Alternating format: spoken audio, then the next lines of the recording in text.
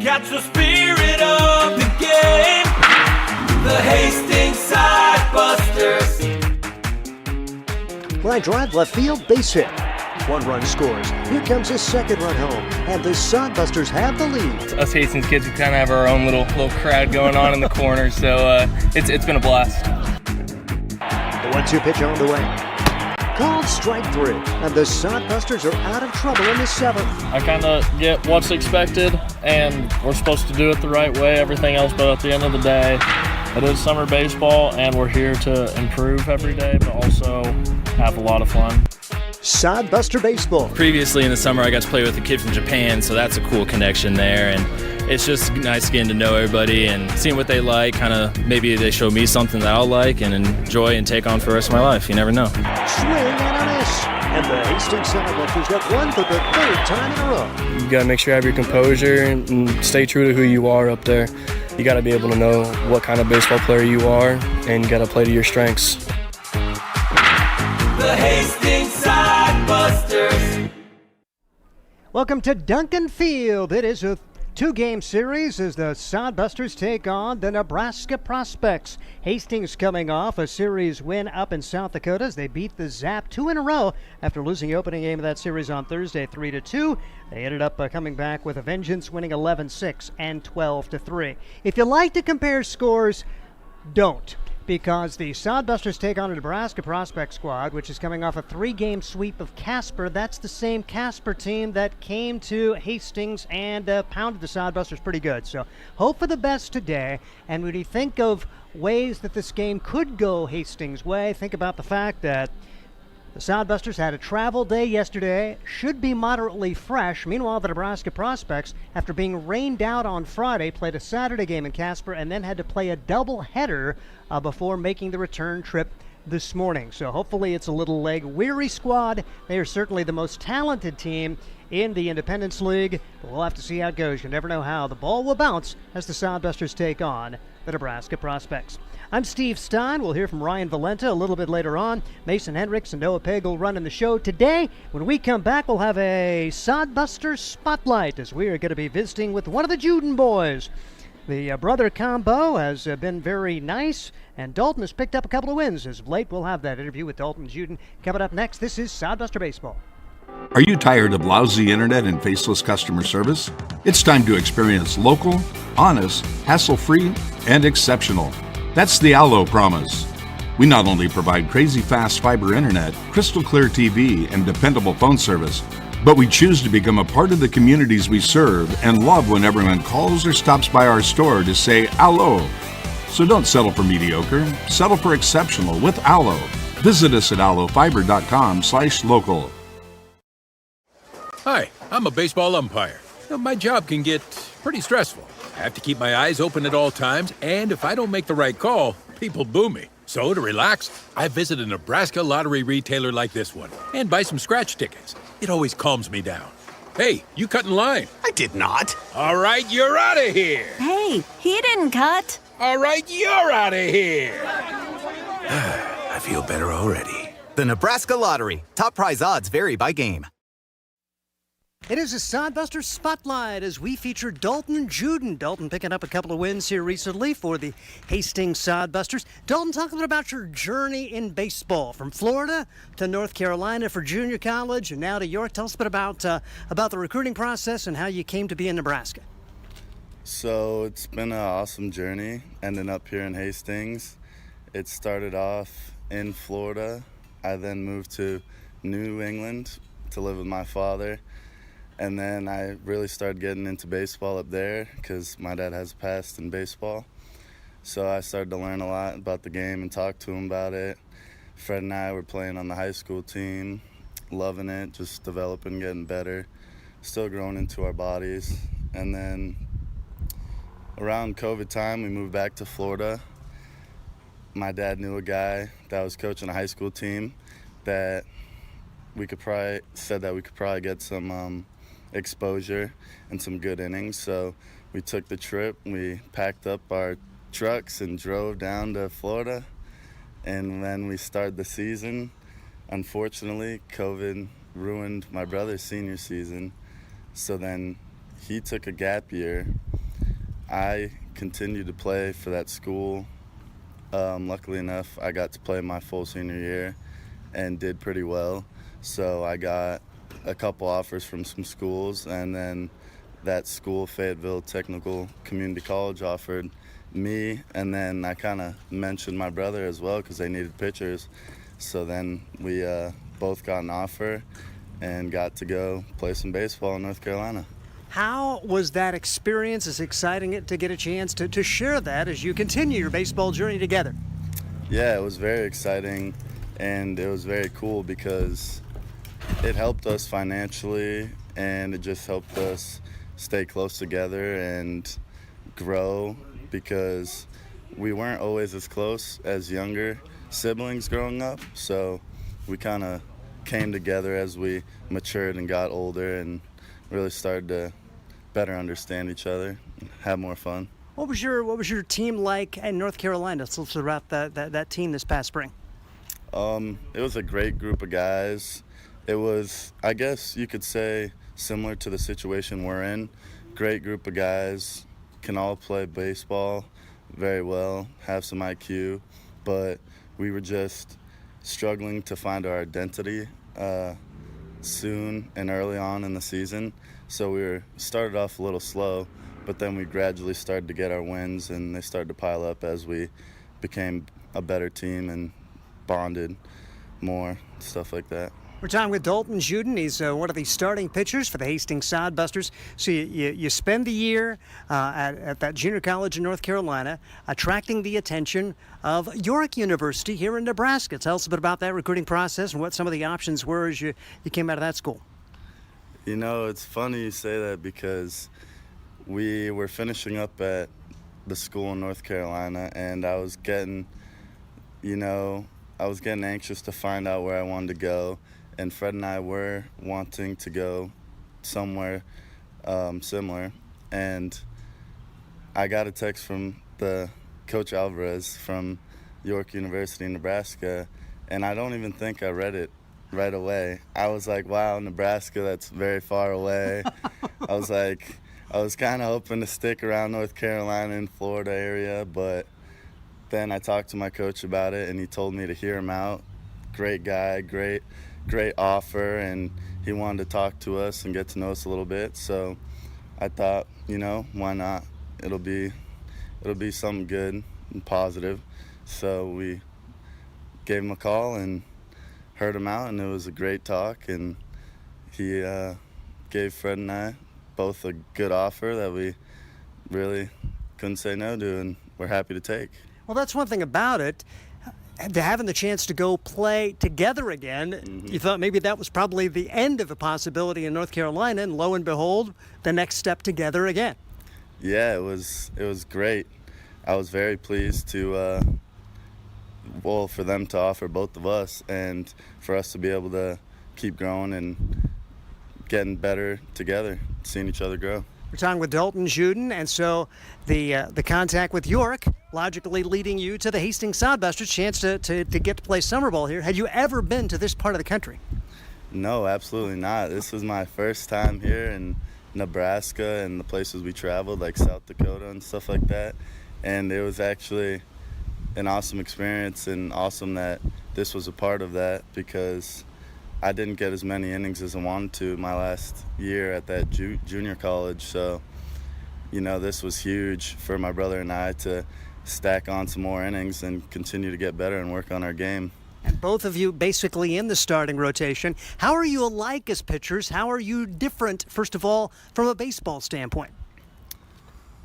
I'd say we're very alike in our statures and our size, and also our mindset, because our dad taught us to go after hitters and establish the fastball, let everything work off that. And I find it to be very effective, and I've always enjoyed pitching like that.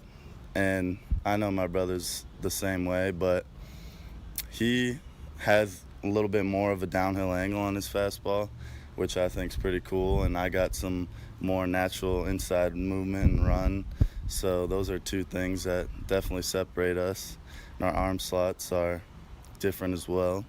And that's probably a good thing because I see you guys pitching back-to-back days, and I'm thinking, should they be pitching back-to-back days because you don't want to give the other team the exact same look? Yeah, of course, but that's right. That's a good thing. That's not the case. It's good because both of our differences are very unique and effective as well. Talking with Dalton Juden, you mentioned wanting to get innings this summer. Are there specific areas you're trying to focus on in terms of improving your skill as a pitcher? Yes, I'm just really trying to continue growing physically and mentally. I'm trying to continue learning as much as I can about the game and soak up and get as much knowledge from the coaches we have on the Busters, and kind of pick their brain and figure out as much as I can from them as well. Just continue working very hard and keep up with my routine and staying healthy. It's the most important thing. Talking with Dalton Juden. He's going to be pitching at York University. Talk a little about academics. What are you studying? What do you see as the long-term goal academically and maybe after baseball? So academically, I want to get into business administration. Sorry. And I just really feel like I can enjoy that because I've always liked business, and my dad's done real estate, and I feel like that's a good major. I can branch off into real estate or anything in that aspect. Like, it's a very broad major. As well as after school, I do want to continue playing baseball and trying to play professionally. That is the end goal and my overall dream. So that's what I'm really striving for and working very hard to achieve. We're talking with Dalton Juden. He's picked up a couple of wins recently. Talk about that, getting victories, just being the winning pitcher. That's got to be not only good for you, but for the guys to come out and get a little celebration. Oh, absolutely. That's really what I do it for is, the team and the guys I'm playing around, they're just full of energy, and I feed off that, and there's nothing I want to do more than win with a bunch of guys that are competing with me out on the field and putting their blood, sweat, and tears into it. I think it's awesome that we find a way to win, especially when I'm on the mound. The boys get going for me. I always like to cheer them on and keep them positive and keep them in the right direction, making those plays. And if they miss one, so what? Shake it off. You got the next one. Keep a good attitude, and I feel like that's going to help with our success moving forward. Dalton Juden, from Florida to New England, back to Florida to North Carolina, and now a Nebraskan, and we're happy to have him here. He's our Sodbuster Spotlight. I'm Steve Stein. There's nothing like relaxing on a summer day. Nothing like taking in a Hastings Sodbuster baseball game. And there's nothing like an ice-cold Pepsi to make the day perfect. Pepsi Cola of Hastings wants to make your nothing like be the best day it can be, whatever the occasion. Enjoy your favorite refreshing Pepsi product throughout the Sodbuster season and make your nothing like memories. Pepsi Cola of Hastings, a proud sponsor of Hastings Sodbuster Baseball. Hastings Sodbusters Baseball's in full swing, bringing you another fun-filled summer of high-level collegiate woodbat baseball at historic Duncan Field. A great way to spend a summer evening with your families at a Sodbusters baseball game. Go online to HastingsSodbusters.com for their home game schedule or to purchase tickets. Hastings Sodbusters Baseball. It's a hit. Got the spirit of the game. The Hastings Sodbusters. Welcome back to Duncan Field. It is Sodbuster Baseball as Hastings getting set to go against the Nebraska Prospects. It's Steve Stein, Ryan Valenta. 2-game win streak, a little bit of spring in the step in the home dugout today.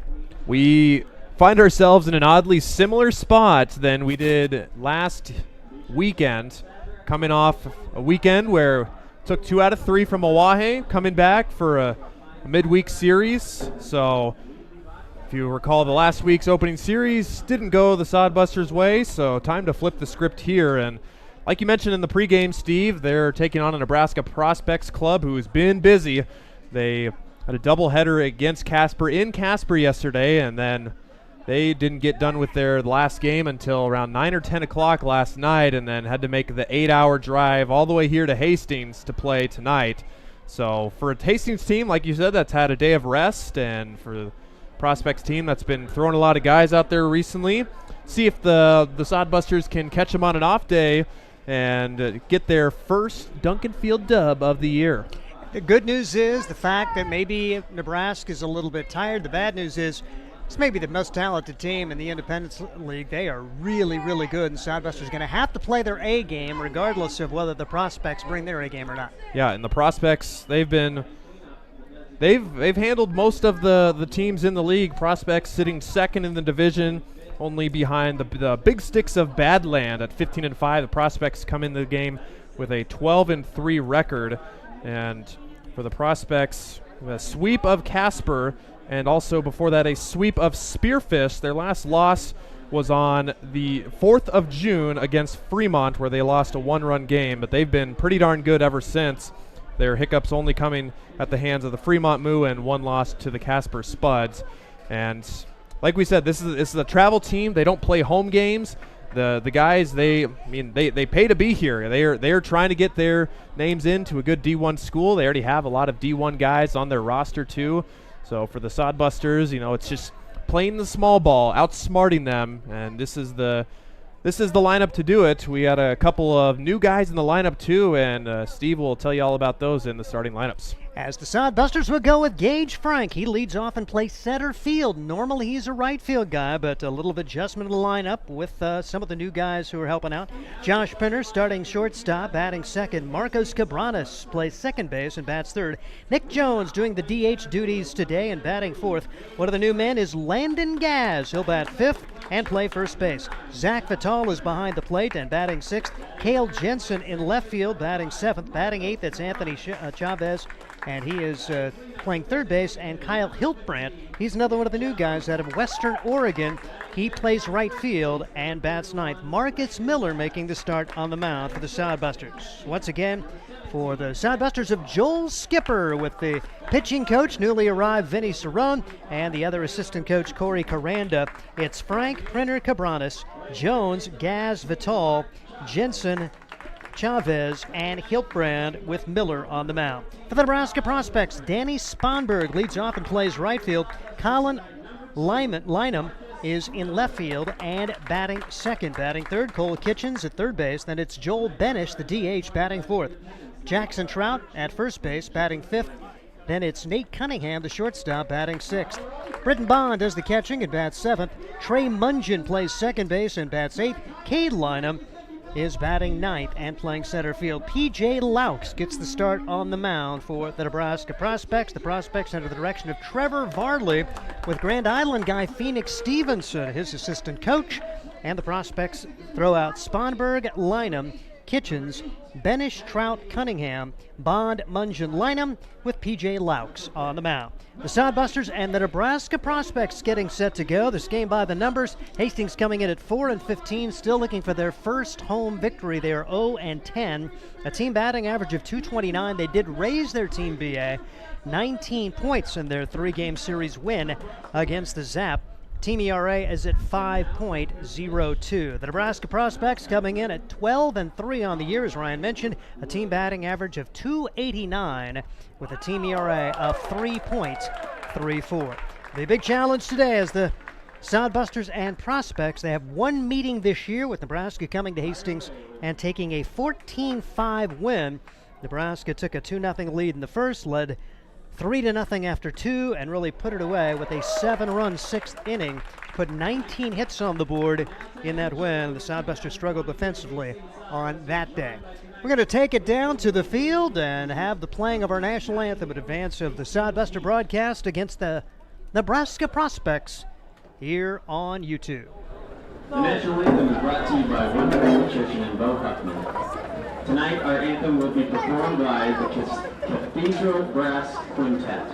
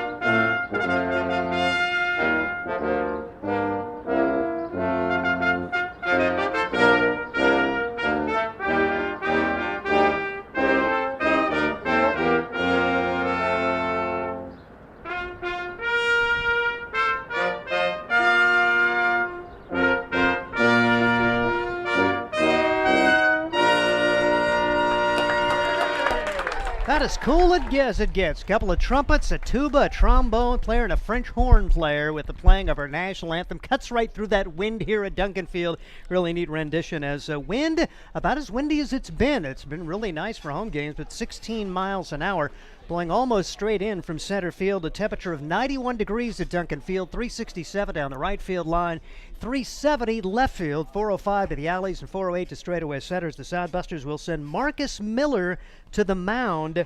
And defensively, Zach Vital doing the catching, Landon Gaz at first base. It's Marcos Cabranes at second. The shortstop is Josh Printer playing third base, Anthony Chavez, and the outfield left to right, Cale Jensen, Gage Frank, and Kyle Hiltbrand. As far as Miller this year, coming in at 0-2, a 4.41 ERA in 16 and a third innings pitched. He has allowed 10 runs, 8 of those earned. He's allowed 23 hits, struck out 8, and walked 8, making his 4th start for the Sodbusters this season. That is the line on Marcus Miller. And for Miller, it's his 4th start, and going to be all 4 starts here at Duncan Field. He started opening day for the Sodbusters, and last appearance last Monday against the Spuds, where he was the starter. Ended up taking the loss, pitching 6 innings and allowing 5 runs, 4 earned. For Marcus, features a 4-seam fastball that averages about 77 to 80 miles an hour, and then breaking ball, curveball slider, which some can be slower than slow. The range usually from about 69 all the way down to about 58 if he's feeling crafty with it. But key for Miller this game, he's mainly a fly ball pitcher since he doesn't have the velocity that most of the other guys do. So with the wind blowing today, we could see some odd reads for some of the outfielders. So for Miller, he's going to try to have to keep the ball on the ground a little bit more than usual to get those outs. And he's pitched at least 5 innings in all of his starts, and that'll be the key to keep that trend going. And meanwhile, the Prospects will open the game with Danny Sponberg, right-handed hitter, coming to the plate. He's a Creighton prep guy, goes to Southeast Community College, I should say did go, and he's now signed with Bellevue University. And the left-handed pitcher brings home the first pitch. Off-speeder right across for strike one. So key for him and basically any pitcher to throw strike one. And a good job there as Danny Sponberg steps in. How about 519 for his batting average? 3 doubles, 8 runs batted in. He has scored 7 times. He's 5 for 5 in steals this year. Had a couple of hits against the Sodbusters last time out with an RBI and a run scored, and had 2 multi-hit games as part of that series sweep at Casper over the weekend. Bounces this one back up the middle. Printer's got it. Throw to first in time. 1 up, 1 down for Miller and the Sodbusters here in the top half of inning number 1. So 6-3 on the put-out, handled nicely there by Josh Printer for the Hastings Sodbusters. And now we will see Colin Lynham, part of the twin combo. These guys playing their high school ball at Platteview, now at Wayne State. Colin has had an outstanding summer, going .347 with a triple. He's had 3 doubles, knocked in 8, and scored 16 times. And takes strike 1, no balls, and 1 strike on Colin Lynham. Colin Lynham had a 5-hit game against Hastings the last time with a double, 2 RBI, and 4 runs scored, 5 out of 6 as he takes strike 2. Quickly 2 strikes on Colin Lynham. Colin Lynham. Those 2 guys have stayed together throughout their career. They've had a couple of years at Northeast Community College before going on to Wayne State after their days in high school at Platteview near Springfield. 1 ball and 2 strikes, the count now on Lynham. Miller brings it home. Swing and a miss at 1 in the dirt. Tag made. A good start for Miller. 2 up and 2 down, and really had Lynham off balance in that curveball. Miller, early on anyway, bringing his A game. He really struggled to get ahead of hitters his last outing, really his last couple of outings. He was very sharp on opening night for the Sodbusters. Cole Kitchens now bats. Now, these are the Nebraska prospects, but they've got a pretty good dose of Arkansas guys on this Nebraska team as the pitch is taken on the outside corner for a strike. Kitchens, one of those, out of Centerton, Arkansas, one of a trio of guys who played at Crowder Junior College. 0-1 delivery on the way. And this one is hit hard but foul. Quickly 2 strikes on Kitchens. 400 for the summer. A home run, a double, knocked in 7, and he scored 3 times. Cole Kitchens also can pitch. And he had a multi-hit game last time these 2 teams played as they pounded out 19 hits against the Sodbusters, winning 14-5. 0-2 pitch, a waste one, way high and away, and it's 1 ball and 2 strikes. Kitchens also coming off a 2 for 5 game in the first game of the doubleheader yesterday against Casper. He knocked in one and scored one. They won that game 15-6.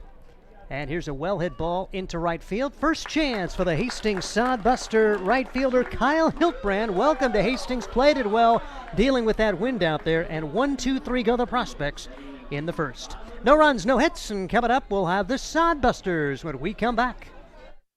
Let's face it, we move our bodies around a lot. And sometimes things happen. A tweak, twist, pull, strain, ache, or pain. At Fisk Chiropractic and Sports Care, their goal is to restore your mobility, keep you moving, and ensure your rehabilitation is effective, efficient, and stress-free. Do you suffer from headaches and neck pain, lower back or sciatica? Call Fisk Chiropractic and Sports Care today. Start to discover wellness through chiropractic care. Fisk Chiropractic Sports Clinic.com. Start feeling better now. Hastings College has reimagined everything. As a sophomore, you'll spend part of a semester studying abroad, and they'll cover the cost. Recognizing it's a digital world and how you learn, they'll give you an iPad Pro and Apple Pencil, tools that'll help you engage, whether you're on campus or in Paris, plus internship opportunities and professors who mentor you. Hastings even provides books. At Hastings College, you'll go somewhere. Go to hastings.edu/discover for more. Out of the bottom half of inning number one, the Sodbusters will have Frank Printer and Cabranes up there against P.J. Laux. Laux, a guy out of Creighton Prep High School, went to Hutchinson Community College and now at Rockhurst University. Comes in 3-0 with a 2.5 ERA. He has started 4 times this year. This is 5th start, 22 1/3 innings, allowing 8 runs, 19 hits. He struck out 14 and walked 8. Was the winning pitcher against Hastings in their matchup. It went 5 innings, allowed 2 runs on 6 hits, struck out 3 and walked 2. And defensively for the Prospects, it's Britton Bond behind the plate. At first base, Jackson Trout. And the second baseman is Trey Mungin. Third baseman is Cole Kitchens. Shortstop, Nate Cunningham. The outfield left to right, Colin Lynham, Cade Lynham, and Danny Sponberg. As here comes Gage Frank, center fielder, taking ball 1. 1 ball and no strikes on Gage Frank. Remember when Gage was struggling on the last homestand and really into the last road trip? He has regained his mojo, 7 of 13 against the Zap as he takes strike 1. Went 3 for 3 with a home run and 2 runs batted in the opener. 4 for 6 hit for the cycle in the second game of that series. Now, did go 0 for 4 on Saturday, but still, you will take 7 for 13 any day of the week. He's now down to the count 1-2 as P.J. Laux, the right-hander, against the right-handed hitting Frank. And this pitch just misses outside. Count goes to 2 balls and 2 strikes. Just getting rolling, bottom of the first. Prospects went in order against Marcus Miller, who looked really sharp. 2-2 pitch coming. Off speed and swung on and missed. Frank could not lay off of that one. 1 out for the Sodbusters here in the first. And that will bring to the plate Josh Printer. Printer 2 out of 15 in the Wahey series. Had hits in each of the first 2 games. Sodbusters dropped the opening game of that series 3-2, but bounced back with a vengeance, winning the next 2 as the pitch is fouled back. No balls and 1 strike on Josh Printer, who comes into today. Batting average of 200, couple of runs batted in. He scored 6 times, also has 3 stolen bases. Laux comes right at you. Throws an off-speed pitch here, and it's quickly 2 strikes as Printer could not lay off of that one. And PJ's already atop the hill and ready to go. It's a machine out there. He's just raring. 0-2 pitch. Swing and a miss. 3 pitches, 3 strikes, 2 strikeouts for P.J. Laux. And here comes Marcos Cabranes as the Sodbusters trying to put one in play here in the opening frame. Cabranes, pretty good weekend. 7 out of 10 against the Zap to raise his batting average 59 points up to 338. And takes the first pitch outside for ball 1. 1 ball and no strikes on Cabranes. Cabranes, one of the Wonder Boys from Arkansas Tech on this team, a business/criminal justice major, taking outside for ball 2. 2 balls and no strikes on Marcos. Marcos coming off a 3-hit game and a 4-hit game in the last 2 contests, both of those Sodbuster victories on Friday and Saturday. Then they had yesterday off to travel and now back home for a quick 2-game set against the Nebraska Prospects. Very talented crew. 2-1 pitch. Off speed, a little bit low, and Cabranes ahead in the count 3-1. on Marcos Cabranes. 3 for 4, a double, RBI, and 4 runs scored on Friday as the pitch across for a strike. Then he went 4 for 5, knocked in 1, and scored 1 as the Sodbusters won on Saturday, 12-3. 3-2 the count on Cabranes. Working the count a little bit against P.J. Laux. 3-2 pitch. It's lined to right field, and a foul ball. Jim Langen, field umpire, says just a few inches foul, and I think that's the right call. We got Ryan Valenta, umpire, with us. Hey, you know, Jim, I'm going to leave that one to Jim out there in the field, but from my vantage point, that's about as close as we've seen it go foul without touching that line. But, yeah, I agree. That's just a couple inches away from being an extra base hit. Cabranes pops this one up, left side of the infield. It will carry to the outfield, but shortstop's going to go back and make a little basket catch. The wind is making everything tough, and Nate Cunningham able to make the play, and the Sodbusters go in order. So both teams going 1-2-3 will head to the second. No score, the Prospects and the Sodbusters. Core CPAs is your locally owned, full-service accounting firm. Our team of professionals have years of accounting experience and focus on building in-depth relationships with our clients. Our comprehensive and customized solutions are tailored to your specific needs. We pride ourselves in our commitment to integrity, objectivity, and professionalism. At Core CPAs, we provide tax services, payroll, bookkeeping, assurance and financial reporting, and much more. Visit our website at corecpas.us. Blue Fork Kitchen features elevated comfort food in a family-friendly, fast casual environment. With a full menu, you can sit down for a nice meal or order online for pickup. From salads and wraps to burgers and steaks, Blue Fork Kitchen has your kind of food. Open Tuesday through Thursday, 11 to 9 p.m., and Friday and Saturday, 11 to 10 p.m., with a special brunch buffet Sunday from 9 to 2 p.m. Blue Fork Kitchen is located in the Cimarron Plaza, 38th and Osborne Drive in Hastings. Like them on Facebook. Steve Stein, Ryan Valenta, Mason Hendricks, Noah Pagel joining you today from Duncan Field ahead of the second inning, and the pitchers and defense looking very good through the first no score as the Prospects will come to bat with Benish, Trout, and Cunningham against Marcus Miller. Threw only 11 pitches to set him down 1-2-3. Got a ground out, a strikeout, and a fly out. And here comes Joel Benish. Benish, mainly known for his pitching prowess, has played 3 games in the field, 2 for 9 for Joel Benish. Out of Norris High School, Nebraska Omaha guys, several of the Division I prospects on this Nebraska Prospects team. And the pitch across for strike, no balls and 1 strike as Marcus Miller continues to throw first pitch strikes, and that is great to see. No balls and a strike, and Benish stands in.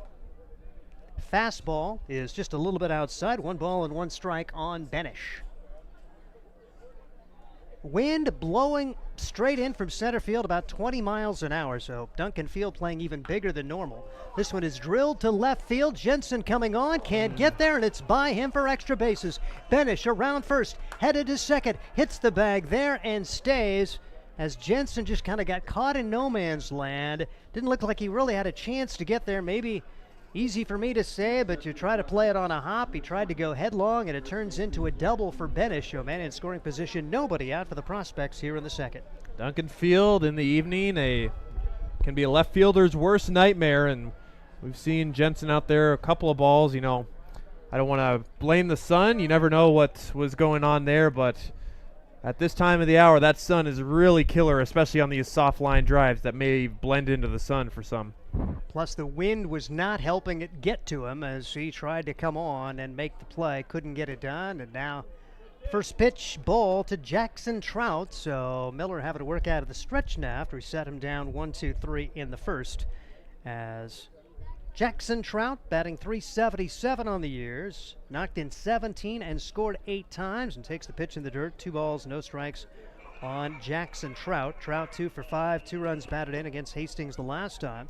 Had a multi-hit game in the first game of the series with Casper. They won that game 7-3 on Saturday, then played a doubleheader yesterday. And for Trout, he went 2 for 4 and drove in 2. Pitch taken outside, 3 balls and no strikes. And so after jumping ahead of the first 4 hitters he's faced, did give up the leadoff double, and now is 3-0 to a dangerous hitting Jackson Trout for the Nebraska Prospects. Pitch is low and in. So a 4-pitch walk for Jackson Trout. first and second, nobody out for Nate Cunningham. So Nate Cunningham, 200-pounder out of Elkhorn North. He's another of the Wayne State Wildcats on this team. A lot of Division II players from that school in the northeast part of the state. 286, 5 doubles. He's knocked in 8 and scored 11 times. Stands in the right-handed box against the lefty Miller. And see how Nebraska plays it here. Do they play small ball and try to bump the guys into scoring position? Instead, they're going to make Miller throw a strike here after he had been so sharp early on. That's 5 straight out of the zone. 1 ball and no strikes the count on Nate Cunningham as Miller a check of the runners and brings home the pitch. Off speed, swung on and missed. 1 ball and 1 strike on Nate Cunningham. Cunningham had a multi-hit game in the second game of that 3-game series. That was the first game of the doubleheader against Casper yesterday. A couple of hits in that contest. 1-1 pitch on the outside corner for strike 2. Now 1-2 on Cunningham. Any kind of out would look big here with first and second, nobody out, and the Prospects tried to jump on top. Sodbusters have struggled getting ahead at home. Led the first game of the year against Fremont, have not held a lead in a home game since that time as the pitch is taken outside, and it's now 3 balls and 2 strikes on Nate Cunningham. A double, a walk, now 3-2. Pretty large pitch early in this game as the Prospects try to strike first. Off speed, outside. And that apparently ball 3 was 2-2 before that pitch, now 3-2. See how the Prospects play it. Do they turn runners loose at this time on a 3-2 count?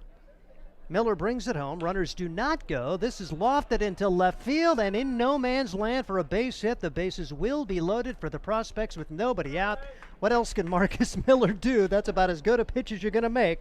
Just better hitting for Nate Cunningham. Yeah, you saw there, Printer at short tried to deke the runner, Benish a little bit. I mean, on that soft of a ball, I don't think that Benish comes around to score anyway, but the little jump pretend catch by Printer made him stutter a little bit. You know, you never know how Trevor Varley aggressive he's going to be in the first inning, but never know. Might have saved a run with that little deke right there. As it stands, bases are loaded with Prospects, nobody out. Miller in a huge jam here as the pitch comes in outside for ball 1 to Britton Bond. Bond at 182 on the year. An RBI and 4 runs scored. He plays at Northwest Missouri State. Teammate of Sodbuster Lane Shires.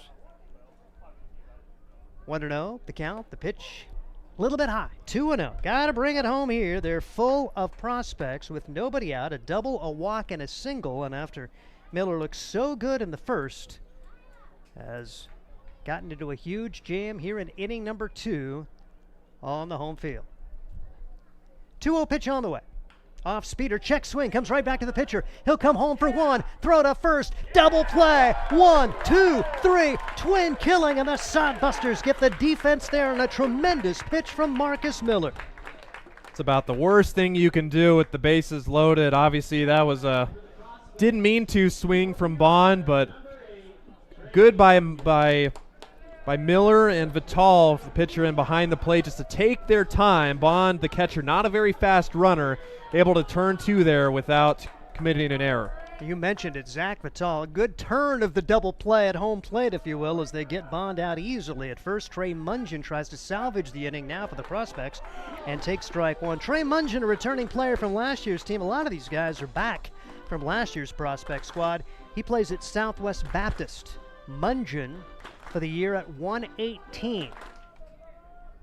No balls and a strike. Miller brings it home, and Mungin takes a little bit high for ball 1. 1 ball and 1 strike on Trey Mungin. Yeah, the Lynham boys both playing last year. PJ Laux is on the squad a year ago. That team going 19-17. Hastings won the season series against the Prospects a year ago, 4-2. 1-1 pitch on the way. Off speed misses, and it's 2-1. See Jackson Trout down at third, Nate Cunningham at second. Joel Benish erased at home on that 1-2-3 double play. And Bond hitting into the twin killing, and the Sodbusters a chance to salvage the inning. Off-speed pitch is fouled away. Miller really has these guys out on the front foot. Hopefully Marcus Miller can continue his solid pitching. It's now 2-2, a strike away from getting out of the second inning with no damage done. As Miller tosses the rosin bag away, he's back atop the hill, working out of the stretch as he has been since the first batter of this inning after the leadoff double from Benish. 2-2 pitch. Little looper into center field, base hit. 1 run will score. Gage Frank brings it home, and they'll cut it off and not throw. It's a 2 RBI single, and how about a clutch hit from Trey Mungian, and the Prospects get 2 on the board with Benish and Trout scoring the runs. I should say with Trout and Cunningham scoring the runs. Went back to the well just one too many times. That curveball left it up right in the middle of the zone according to our flight scope, and perfect hit job for Mungian, just putting the ball right into short center field. Doesn't get much better than that. Wasn't solidly struck at all, but with the runners off with the struck ball, perfect to get the 2 runs home. And Miller making, didn't get hard contact, just a little bad luck there. Is now Cade Lynham, the number 9 hitter, steps in, left-handed hitter, taking ball 1 ball and no strikes. So Prospects coming up with a huge 2-out hit to kind of salvage the inning after they had bases loaded, nobody out, the double play. But then the 2-run single from Trey Mungian. Lynham takes strike 1, 1-1 the count on Cade, twin brother to Colin, on this Nebraska Prospects squad, wearing the gray jerseys today, gray pants, the red numbers, white trim. They have a variety, like 3 or 4 different uniforms. The pitch across for strike. Lynham didn't think so. It's 1-2 on Cade Lynham. Top of the second, 2-0. Prospects with the early lead. 1-2 pitch is bounced high to the second baseman. Cabranes has got it. Only play to first. Close play, but out as Cabranes guns down the speedy Cade Lynham. But the Prospects come up with 2 runs, and they lead after an inning and a half. 2-0. This is Sodbuster Baseball. There's nothing like relaxing on a summer day. Nothing like taking in a Hastings Sodbuster baseball game. And there's nothing like an ice-cold Pepsi to make the day perfect. Pepsi Cola of Hastings wants to make your nothing like be the best day it can be, whatever the occasion. Enjoy your favorite refreshing Pepsi product throughout the Sodbuster season and make your nothing like memories. Pepsi Cola of Hastings, a proud sponsor of Hastings Sodbuster Baseball. Sodbuster Baseball is sponsored by Jerry Spady Chevrolet GMC. It's one of the many ways Jerry and Greg Spady, along with their families and employees, have proudly embraced a passion for giving back to the community. The folks at Jerry Spady Chevrolet GMC realize the importance of enriching and improving the lives of their neighbors. They've accomplished this through philanthropy and active personal involvement. Featuring the top new and used inventory in the region and a certified service department, Jerry Spady Chevrolet GMC, 2750 Osborne Drive East in Hastings, or at spady.com. Bottom half of inning number 2. Hastings trails at 2-0. Now 4, 5, and 6 up against PJ Lax, who threw 15 pitches to set him down 1-2-3 in the first. It'll be Jones, Gaz, and Vital for the Hastings Sodbusters. Disappointed that they couldn't wiggle out of trouble in that second inning. The big hit for Trey Mungian as he was able to fight one into center field for a 2-run single. Bouncing ball back up the middle, and that is into center field for a base hit. Kind of caught between hops Nate Cunningham, but a solidly struck ball off the bat of Nick Jones, and he's aboard to open the second inning. Something we've seen from Mr. Jones the past few games at Duncan Field, at really using the opposite field, feeling like he gets more power and better contact, and it's worked out for him so far. .246 batting average. He was 3 for 10 in the Oahe series, and the first pitch is across. Apparently a little bit low for ball 1, 1 ball and no strikes on Landon Gaz, the new Sodbuster, as Gaz out of UC Irvine, the Anteater, making his Sodbuster debut out of Moore Park, California. Great to see some new blood for this Sodbuster team. Maybe that's the thing that can spark the home offense, and he's had a very good eye. 2 balls and no strikes on Landon Gaz. With a runner at first and nobody out, Gaz swings away here and fouls it down the right field line. Landon Gaz and Kyle Hiltbrand, the 2 new guys in the lineup, 2 other guys on the roster. We'll see those as this week progresses for the Hastings Sodbusters. Hastings home again to the Prospects at 6:35 tomorrow. Then a 4-game series against Casper this weekend. We'll tell you about that and get more details from Scott Galusha a little bit later on. 3-1 the count now on Gaz. He's had a tremendous eye. He It's laid off the borderline pitches from P.J. Laux. This one across for strike 3-2 on Landon Gaz. It's good to see a Division I prospect out there in the person of Gaz. Couple of UC Irvine guys now on the team. Line drive, left field, base hit. First and second, nobody out for the Sodbusters as Jones and Gaz have set the table. Now can the bottom of the order get it done? Welcome to Hastings, Mr. Gaz. Solidly struck. That's 102 off the bat right there, so Gaz really barreled that one up. So seeing those pitches well. 83 miles an hour, middle in, but Gaz had no problem muscling that into the outfield. Here's Zach Vital, perhaps the most consistent hitter for the Sodbusters throughout the course of this season, standing in the right-handed box, squaring to bunt, can't get it down, fouls it into the glove of the catcher, Britton Bond. No balls and a strike on Zach Vital, who enters today with a batting average of .356, another solid series up in South Dakota as he had 3 more 2-hit games. He'd love to play every game in that park. He had 6 hits the last time they went up and took 2 out of 3 from the zap. Squares to bunt, pulls the bat back and takes strike 2. So Vital now, see if the bunt is still on or is Vital swinging away. 0-2 pitch outside for ball 1, 1 ball and 2 strikes on Zach Vital, trying to find a way to move the runners up, if nothing else, out of Northwestern Oklahoma State, college teammate of Jacob Shaw. Swing and a miss, and that is a good job of pitching there for P.J. Laux, and Zach Vital is not going to be pleased with that at bat.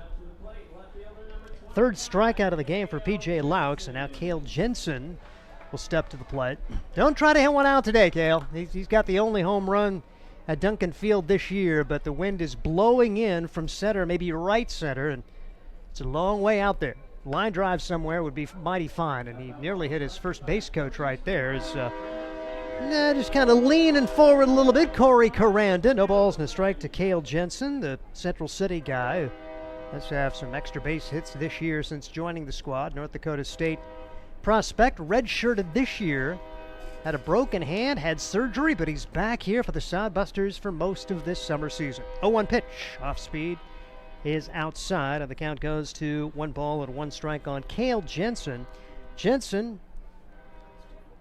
coming into today a .258 batting average with a homer and a couple of doubles, and lost this one high in the air to center field. Not going to be any chance for advancement here as Cade Lynham has it measured, and 2 really disappointing at-bats for the Sodbusters from Vital and Jensen, unable to advance the runners. Now see if Anthony Chavez can pick up his team with a 2-out hit.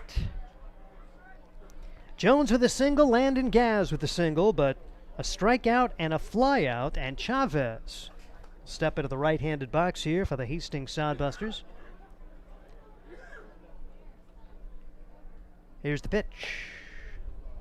On the inside corner for a strike, no balls and 1 strike on Anthony Chavez. 179 for the years, knocked in 4 and scored 4 times, had a couple of hits against Oahe.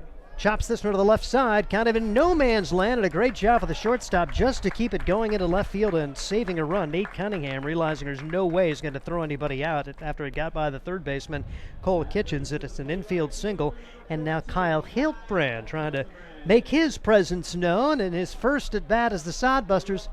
Welcome to the team, and by the way, the bases are loaded and we need a hit. As Hiltbrand steps in and takes strike 1, no balls and a strike on Hiltbrand. Kyle out of Western Oregon. It's an NCAA Division II team. The Wolves made the West Regional in the spring. Little looper to the right side, but it's going to be the first baseman coming on to make the catch, and the Sodbusters are turned away as Jackson Trout takes care of Kyle Hiltbrand, and the Sodbusters leave him loaded. No runs, 3 hits, 3 left. We head to inning number 3, and it's 2-0 Prospects. This is Sodbuster Baseball. Make your next pit stop at the Coach's Corner, a friendly staff and a deep lineup of snacks. You can find Coach's Corner in North Hastings on Osborne Drive East. More than just a gas station, Coach's Corner is the place to get delicious pizza made fresh for you and your family. Don't take our word for it. It's so good it'll be featured at selected Sodbuster home games this season. For a convenient and clean experience, be sure to check out the new convenience store in North Hastings, Coach's Corner. There's nothing like relaxing on a summer day. Nothing like taking in a Hastings Sodbuster baseball game. And there's nothing like an ice-cold Pepsi to make the day perfect. Pepsi Cola of Hastings wants to make your nothing like be the best day it can be, whatever the occasion. Enjoy your favorite refreshing Pepsi product throughout the Sodbuster season and make your nothing like memories. Pepsi Cola of Hastings, a proud sponsor of Hastings Sodbuster Baseball. Welcome back to Duncan Field. The Sodbusters trail the Nebraska Prospects 2-0. And here's Ryan Valenta. Good Monday evening. Thanks for spending your evening with us. It's going to be a busy week of baseball for us here in the broadcast booth. Got game 1 of 2 for the Prospects tonight.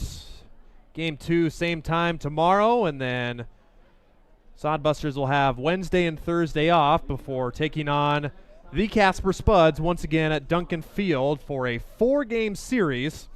This is a scheduled change as Sodbusters will play their normal 6:35 games on Friday and Saturday, but we'll have a doubleheader against Casper to make up one of the rained-out games last couple weekends ago, rather. So they will play 2 on Saturday with the first game beginning at 4:15, and we will send out a post for that later this evening. Third inning, here is Marcus Miller back on the mound. Swing and a miss from Danny Spongberg. Both teams will send up their 1-2-3 hitters in the third inning. As Spongberg down 0-2, grounded out in the first inning to the shortstop Josh Printer. 0-2 fastball on the outer edge, just too far off the plate for ball 1. Spongberg been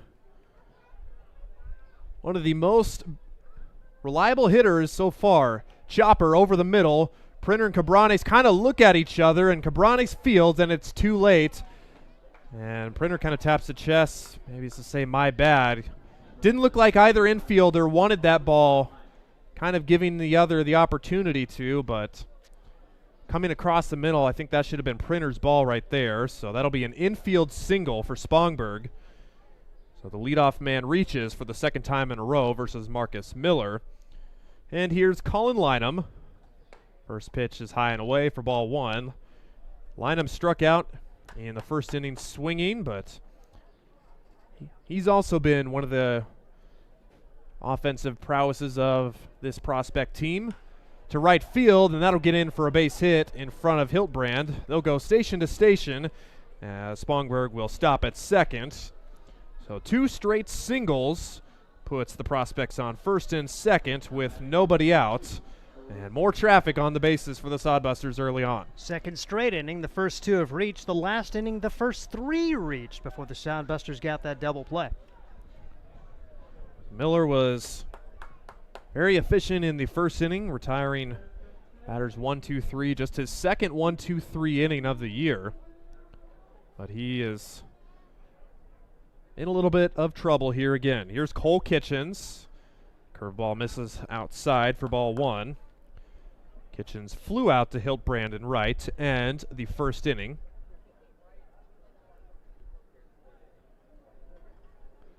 Kitchens, one of 3 Crowder College guys on this Prospect team. Waving a miss at the breaking ball for strike 1. So Miller's been able to locate that breaking ball kind of in the middle part or lower half in the zone. He's gotten these Prospect hitters out in front and coming up empty in a lot of those. 1-1, same pitch, but outside again for ball 2. Miller really liking that breaking ball. It's been sitting about 61 to 65 so far this evening. As Miller is set to make his 46th pitch. Fly ball, short right field. Hiltbrand racing in towards the foul line and just won't get there as that falls in foul territory for strike 2. Great hustle for everybody involved. Second baseman Cabranes, the first baseman Gaz, all trying to converge. Just not enough room as love to find a way to get a cheap out here and try to salvage this inning with no damage done. You got to wonder how much the wind played an effect on that ball. The wind blowing in from right field, so perhaps if the wind's a little quieter, maybe Hiltbrand's able to get there. We're set to go again. Kitchens steps in and is ready. Miller looking in, and will face the 2-2 pitch. Here comes. Curveball way outside for ball 3, so that's all 3 balls have been curveballs well outside of the zone as Miller works the count full. Spongberg with the leadoff single. He stands at second. Lynham followed up with a single. He's at first. Crack to left center field, and that'll fall in front. Lynham went back to tag, and the ball gets away from the center fielders. Here comes Spongberg now across the plate, and Lynham to third, and that will score a run as Jensen and Frank, maybe with a little bit of miscommunication out there, they didn't cut that ball off soon enough. And for Spongberg, who was going back to tag thinking it would be caught, he scores all the way from second, and that's an RBI single for Cole Kitchens. Unfortunate there for Hastings. You mentioned the fact, this is Gage Frank, as far as I know, his first start in center field. He was coming over to try to back up Jensen. Neither guy could make a clean play on it, and that allowing the advancement there as the Prospects have their first 3 on with 1 home and nobody out. Well, Miller back to work. First pitch curveball is outside again to Joel Benish. Benish for the Prospects, seeing his first action since June 4th. He's gotten a couple weeks off. Benish, one of the guys that can do it in both. Crank to left field, but it's foul towards the Sodbuster bullpen. Benish, his 4th game in the fields, also started a game for the Prospects. Another Nebraska guy from Hickman, went to Norris High School, and now at UNO under the direction of Evan Porter. Wave and a miss at that curveball for strike 2. Update on the scoring. It looks like they've given an error to Jensen as the ball scooted by him, and no RBI for Cole Kitchens. Okay. Definitely a single, though, but no RBI there. Benish to right field. Coming on is Hiltbrand, and it falls in front for a base hit. Run will come home to score, and that is the first 4 to reach for the Prospects as they now lead 4-0. And you mentioned it.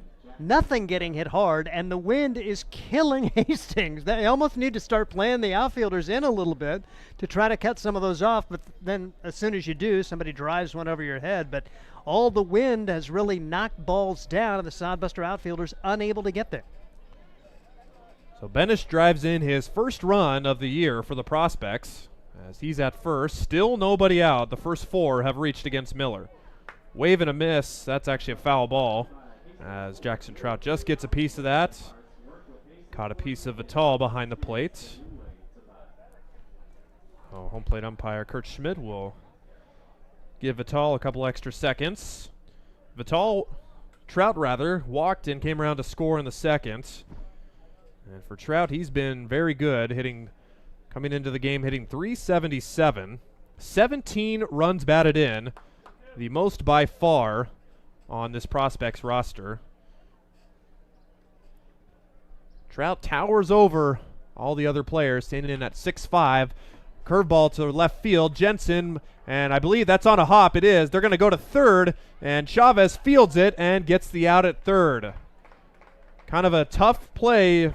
Not much you can do if you're Kitchens at second. You got to make sure that ball gets down. But Jensen, that ball hopped right into his glove. So Kitchens is retired. He is forced at third. And that'll be out number 1 finally for the Sodbusters. A rare 7-5 putout, and if you're Jackson Trout, a fielder's choice on what is normally a single. But yeah, you hardly ever see a 7-5 force play. Great job for Jensen to stay with it, and a great job for Chavez to field on a short hop. He may have been spiked going into third. Looked like he was shaken up a little bit, but he's apparently okay and no worse for the wear, and a big first out here in this 3rd inning. So not your conventional first out, that's for sure, but the Sodbusters get it. First pitch is in the dirt, good block by Vital to Nathan Cunningham. Singled and scored in the 2nd inning.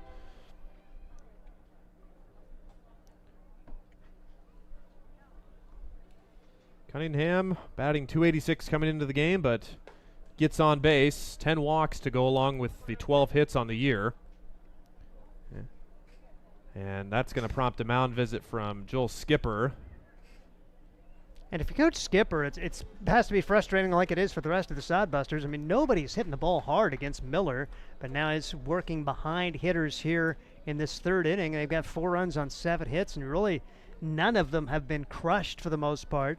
And I'm old, called a lot of baseball. I can't hardly remember. I'm sure I've probably called a 7-5 force out, but not very often. That's why you love baseball. You see something new almost every day, and 7-5 on the put out, that doesn't happen a whole lot. Yeah, and it was just good that Jensen was able to stay in front of that. That might scoot past him, and that scores a run for sure if the ball gets past him. So Miller a little bit wild in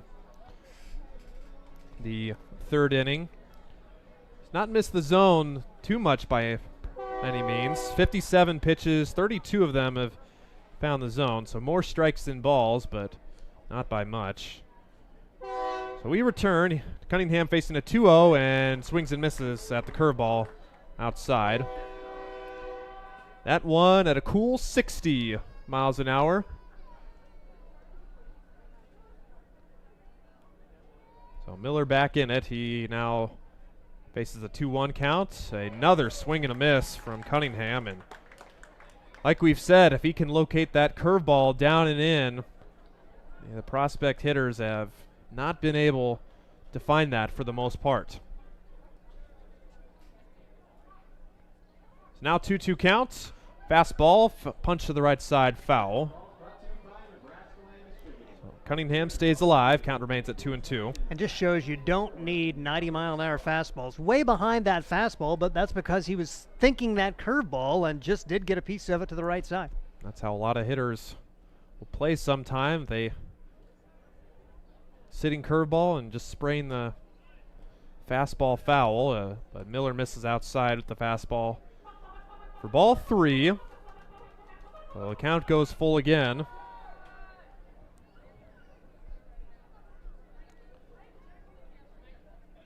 Miller already giving up 4 hits, 4 runs, and 7 hits. 3-2 to the left side, and that'll scoot into left field for a base hit.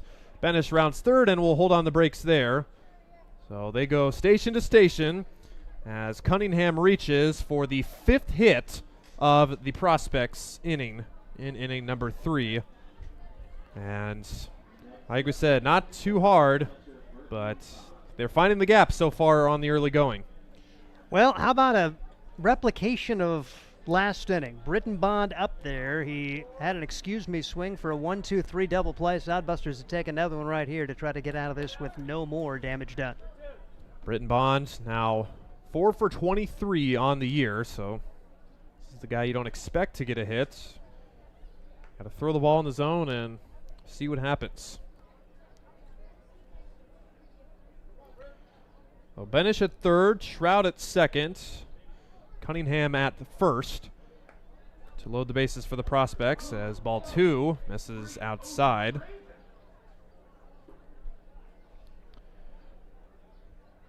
And if you say, why doesn't he just throw it over the plate? You get on the mound and see if you can throw strikes, throwing at least 70 miles an hour and not getting absolutely shelled. Curveball's a beauty. Floats right in there for strike 1, and Bond gives the nod. He's perhaps trying to make Miller throw a strike, and he does.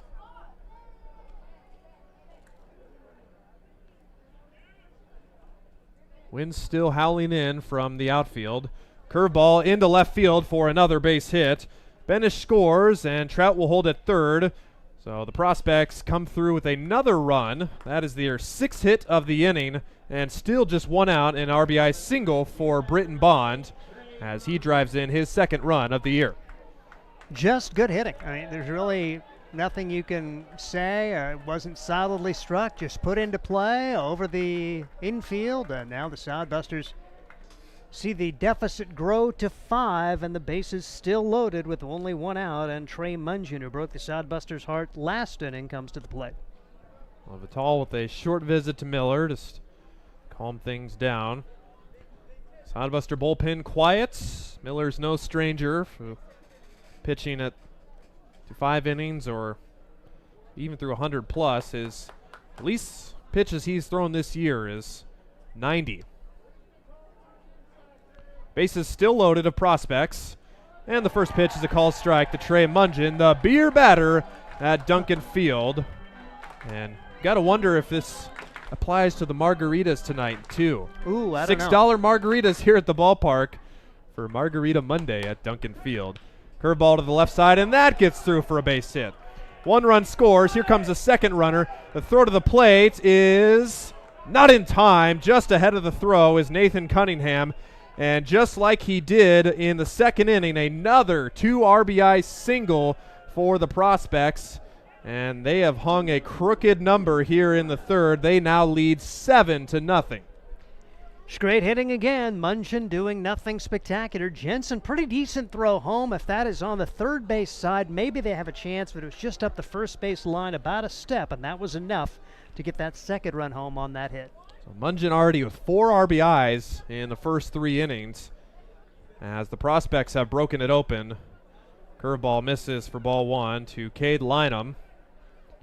Munchen had 1 RBI for the season before today. Now with 5. Barring a double play from Cade Lynham, the Prospects will bat around here in the inning as that pitch is inside for ball 2. The wheels turning for Miller. Just got to get a ground ball somewhere and hopefully extinguish the fire here. So Bond's at second, Munchen at first. 1 out for the Sodbusters. The pitch from Miller. Curveball gets the call for strike 1 on the inside part of the plate. So a borderline pitch as it goes the Sodbusters' way. So 2-1 versus 3-0. Here's that 2-1 high and tight. And Miller behind 3-1 to Cade Lynham. As you mentioned, twin brother of Colin Lynham. Both brothers playing at Wayne State. Cade was named the NCIS All-Academic Team of Excellent Award. And grounds up to the left side, and diving stop by Printer. He knocks it down and keeps it on the infield. So that'll be an infield single for Lynham. And let's count them. 1, 2, 3, 4, 5, 6, 7, 8 hits. With the exception of Jackson Trout, who hit the fielder's choice. Every Prospect batter has now gotten a hit this inning. Just this inning. And the 1 out was the one that very easily could have been a base hit if not for an amazing play from Jensen to get the force out at third. And the Sodbusters are going to make a pitching change. That's unfortunate for Joel Skipper. You never want to pull your starter in the third inning, but just not Marcus's day. Head up, kid. You'll have better days here as Miller departs with 1 out in the second inning. New pitcher coming in for the Sodbusters. We'll have the change and the stats. We'll be right back. Hastings College has reimagined everything. As a sophomore, you'll spend part of a semester studying abroad, and they'll cover the cost. Recognizing it's a digital world and how you learn, they'll give you an iPad Pro and Apple Pencil, tools that'll help you engage, whether you're on campus or in Paris, plus internship opportunities and professors who mentor you. Hastings even provides books. At Hastings College, you'll go somewhere. Go to hastings.edu/discover for more. Core CPAs is your locally owned, full-service accounting firm. Our team of professionals have years of accounting experience and focus on building in-depth relationships with our clients. Our comprehensive and customized solutions are tailored to your specific needs. We pride ourselves in our commitment to integrity, objectivity, and professionalism. At Core CPAs, we provide tax services, payroll, bookkeeping, assurance and financial reporting, and much more. Visit our website at corecpas.us. Sodbusters go to the bullpen here in the third inning, and it's all reliable Mr. Innings Eater, Tex Cook. He takes the mound, and he comes into a sticky situation as the Prospects have been running wild here in the third inning. 8 hits so far this inning with only 1 out, and all singles too. Like we mentioned, nothing hard hit as Tex Cook will try and put out the fire here in inning number 3. For Cook on the year, his team-leading 10th appearance to the tune of 17 2/3 innings pitched, a 3.57 ERA. Kind of been a 3 outcomes guy. They either get on, they walk, or they strike out. 16 walks, but 23 strikeouts as he has been He's been on his game for the most part, as he is tied for second on the team in strikeouts with 23, second to Braden Anderson, and tied with Adam DeBoer for the Sodbusters. So here's Cook here to face the Prospects here in the third inning. Top of the lineup again for the second time this inning, as the Prospects have now batted around. It's Danny Spongberg led off the inning, singled and scored. Keeping score at home, hope you have an extra inning column in your book, as you might need it by the end of the game. 1-0 is swung on and miss. Speaking of swinging and missing, Cook with a 15.84 swing and miss rate, the highest on the team. When he's going, the hitters can't catch up. Fastball, wave and a miss too. Cook's dialing in those fastballs at 86 miles an hour. He's got the velo. If his location is on, he is money. 2 swing and misses, brings the count to 1-2. And the breaking ball is downstairs for ball 2. Bases loaded of Prospects. They've already put across 5 this inning. And looking for more. The 2-2, fastball, swing and a miss. The batter's out, and the runners will hold up, as Vital able to keep it close enough to hold the runner at third. So Spongberg strikes out for out number 2, and the bases remain loaded. Great presence for Tex Cook to hustle and for Vital to go get the ball to get that second out of the inning. And you mentioned Tex Cook throwing 86 miles an hour. It feels like 100 after following Marcus Miller. He's a perfect follow-up just in terms of velo, because Nebraska has to really adjust to the much faster Tex Cook. That last strikeout recording at 87 miles an hour in on the hands. Not much you can do with that pitch, and for Vital, I can't imagine. I mean, I was a catcher myself in high school, but catching that in on the hands, that's a tough pitch to catch. Well, here's Colin Lynham to the left side. Printer takes it on a hop, flips to Cabranes at second for the force out. So Tex Cook does his job. He retires the 2 men he's assigned to face, but not before the Prospects come across 5 runs in the third inning. They now lead 7-0. Sodbusters coming to bat here in the third. Are you tired of lousy internet and faceless customer service? It's time to experience local, honest, hassle-free, and exceptional. That's the Allo promise. We not only provide crazy fast fiber internet, crystal clear TV, and dependable phone service, but we choose to become a part of the communities we serve and love when everyone calls or stops by our store to say Allo. So don't settle for mediocre, settle for exceptional with Allo. Visit us at allofiber.com/local. Hi, I'm a baseball umpire. My job can get pretty stressful. I have to keep my eyes open at all times, and if I don't make the right call, people boo me. So to relax, I visit a Nebraska lottery retailer like this one and buy some scratch tickets. It always calms me down. Hey, you cut in line. I did not. All right, you're out of here. Hey, he didn't cut. All right, you're out of here. I feel better already. The Nebraska Lottery. Top prize odds vary by game. We go to the bottom half of the third inning. Sodbusters coming to bat against P.J. Laux for the Prospects. Comes back out for his third inning of work, and long inning for both sides, for the Prospects in the dugout and the Sodbusters on the field. Thanks for spending your Monday evening with us. This is Ryan Valenta and Steve Stein bringing you game 1 of a 2-game set between the Sodbusters and the traveling Nebraska Prospects, as they look to continue their winning ways. They've won 7 in a row, and for the Sodbusters, trying to keep their 2-game win streak going and still looking for win number 1 here at Duncan Field. It's been 2 different tales, been 2 different teams, it seems like. Sodbusters at home and on the road. So Gage Frank will lead off the third, as the Sodbusters will go through the second time of the order. First pitch is a strike, curveball in there at the bottom of the zone for strike 1. Laux just 33 pitches in for 2 innings. A generous strike call on the outside part for the fastball. As Frank quickly behind, 0-2. Swing and a miss for strike 3, and Frank is disposed of on 3 pitches as he's retired for the second time. Second strikeout against Frank, and Printer, who struck out his first time up, tries to put the ball in play against P.J. Laux.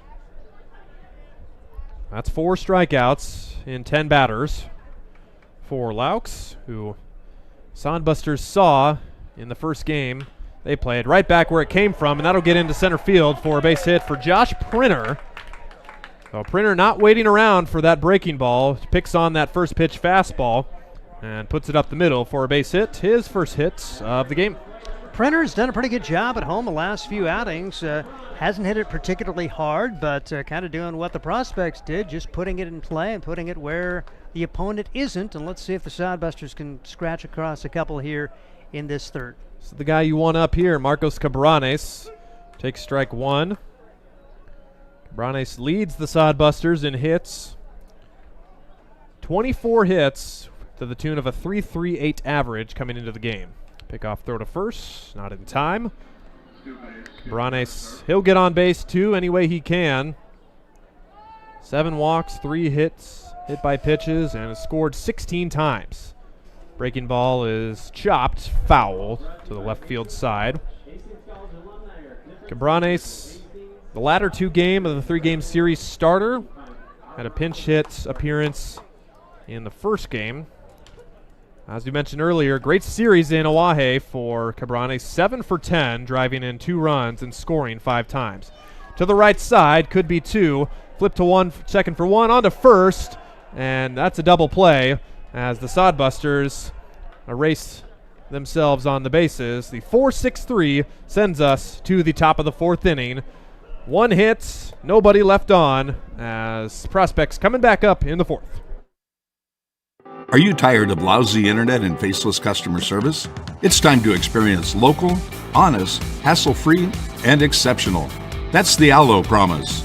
We not only provide crazy fast fiber internet, crystal clear TV, and dependable phone service, but we choose to become a part of the communities we serve and love when everyone calls or stops by our store to say Allo. So don't settle for mediocre, settle for exceptional with Allo. Visit us at allofiber.com/local. Let's face it, we move our bodies around a lot. And sometimes things happen, a tweak, twist, pull, strain, ache, or pain. At Fisk Chiropractic and Sports Care, their goal is to restore your mobility, keep you moving, and ensure your rehabilitation is effective, efficient, and stress-free. Do you suffer from headaches and neck pain, lower back or sciatica? Call Fisk Chiropractic and Sports Care today. Start to discover wellness through chiropractic care. Fisk Chiropractic Sports Clinic.com. Start feeling better now. Top of the 4th inning, through 3 we've played at Duncan Field. Prospects lead it 7-0 thanks to a big 3rd inning. 8 hits and 5 runs came across as the Prospects sent 11 men to the plate and scored 5 of them. Marcus Miller, starting pitcher for the Sodbusters, not able to get out of the 3rd inning. Gave way to Tex Cook, who retired the 2 batters he faced, and he's back out on the mound for inning number 4. So with a busy week of baseball, Joel Skipper will have to manage the guys' arms well. Expect to see some new guys on the offensive side. Sodbusters still looking for relief from the pitching staff. First pitch is a ball to the 3rd place hitter, Cole Kitchens. Kitchens singled in the 3rd, and he'll single again to the exact same spot in the 4th inning. So for the 3rd inning in a row, the Prospects put their leadoff man via the hit, and more of the same for the Sodbusters in the early going, as Cook will have to go from the stretch. You mentioned Kitchen singling in the 3rd. Almost everybody singled in the 3rd. Yep. 8 singles in that inning. That was crazy. Kitchens was the 3rd man to bat in the 3rd inning, but was retired on the bases. The Good old 7-5 putouts. Put that, I'd willing to bet money you didn't have that on your baseball bingo card today. And not 7-5 on a guy advancing. A Yep. 7-5 force out. A little bit of a delay here. Not sure what this is all about. Still Skipper coming out, talking with Zach Vital, the catcher. Wonder if Vital maybe got plunked somehow. Skipper going to the mask of Vital. Hope he's all right, if that is what happened, as Skipper will return to the dugout. And you're wondering if, and I didn't catch it, did Kitchens, when he came around, did the bat get a piece of Vital on the follow-through? Sometimes you'll see that happen where a guy will, have a good follow-through. Nothing malicious intent, just, just a baseball play. And hopefully Vital is able to continue as Kurt Schmidt kind of giving him a look, the home plate umpire.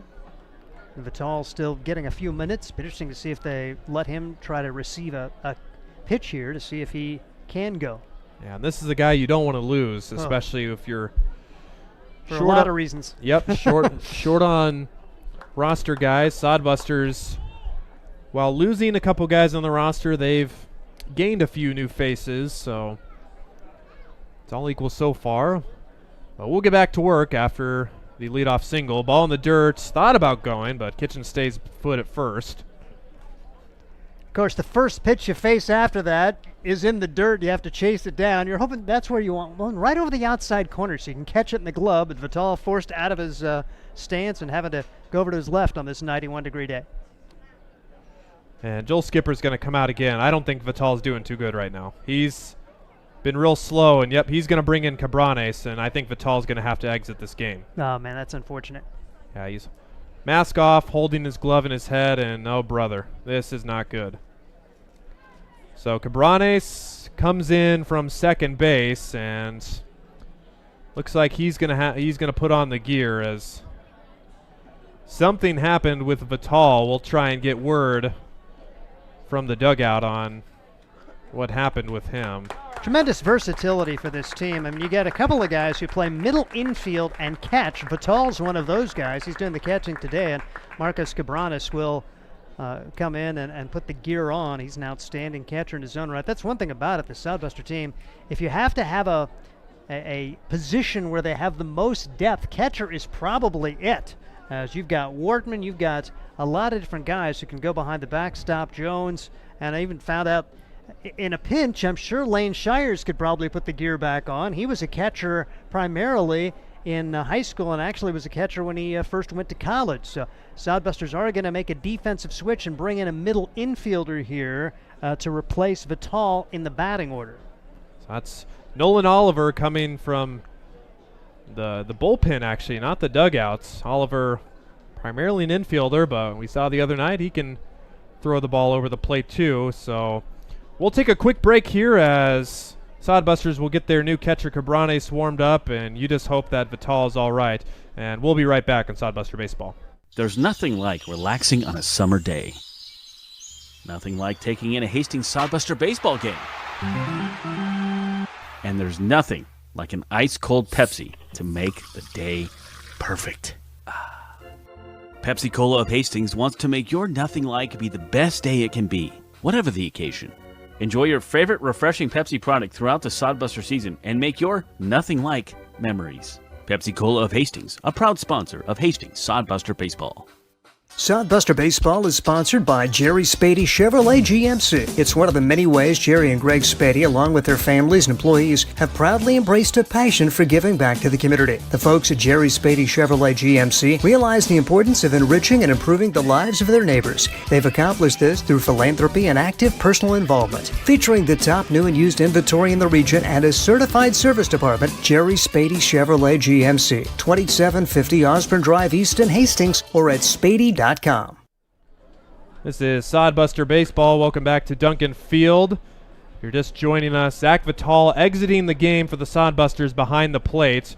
We've gotten word that it was hit on the backswing from a ball in the dirt and got him in the head. And Joel Skipper came out and let Vital go a couple more pitches, but It was obvious that Vital was in some discomfort as Marcos Cabranes will move from second to catcher, and Nolan Oliver will enter the game at shortstop. So he will take the spot of Vital in the batting order.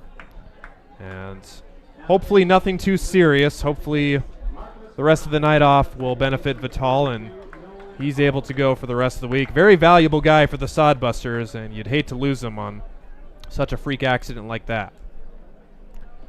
So we're back with Sodbuster baseball. Joel Benish still at the plate. Pitch now inside for ball 2.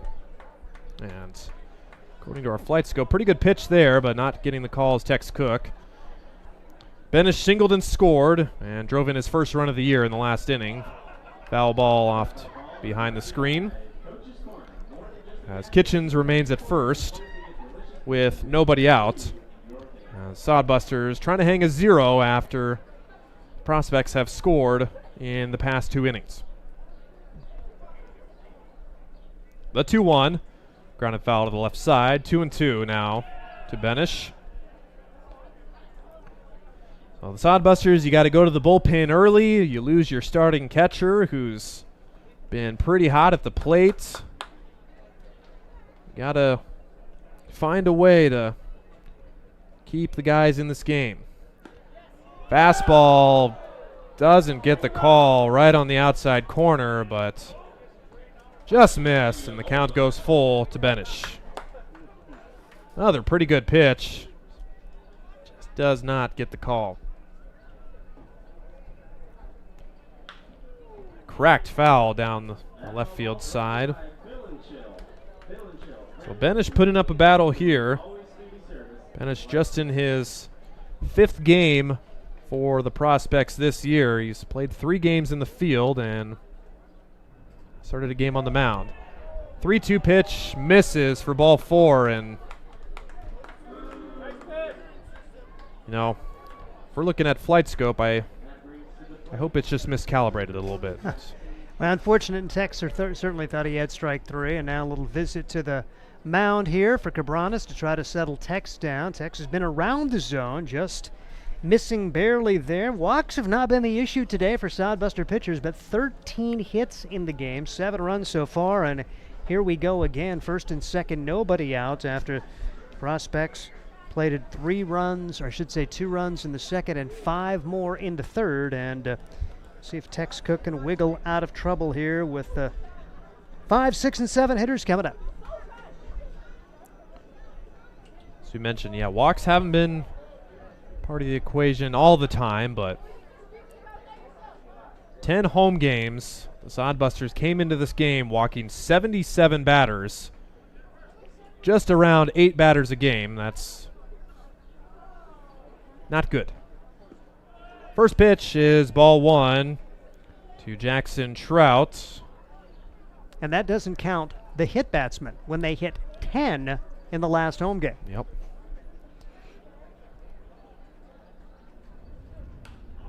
Fouled off to the right side, so count goes 1-1 to Trout.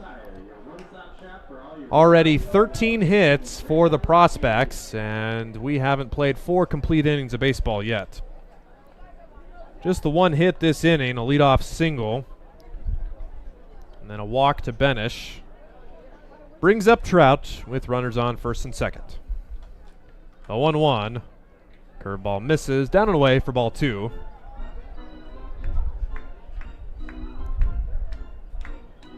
Cook had his last outing against the Spuds and not able to find the zone, was a little wild. A couple of hit batters. Trying to bounce back today here at Duncan Field, way inside for ball 3.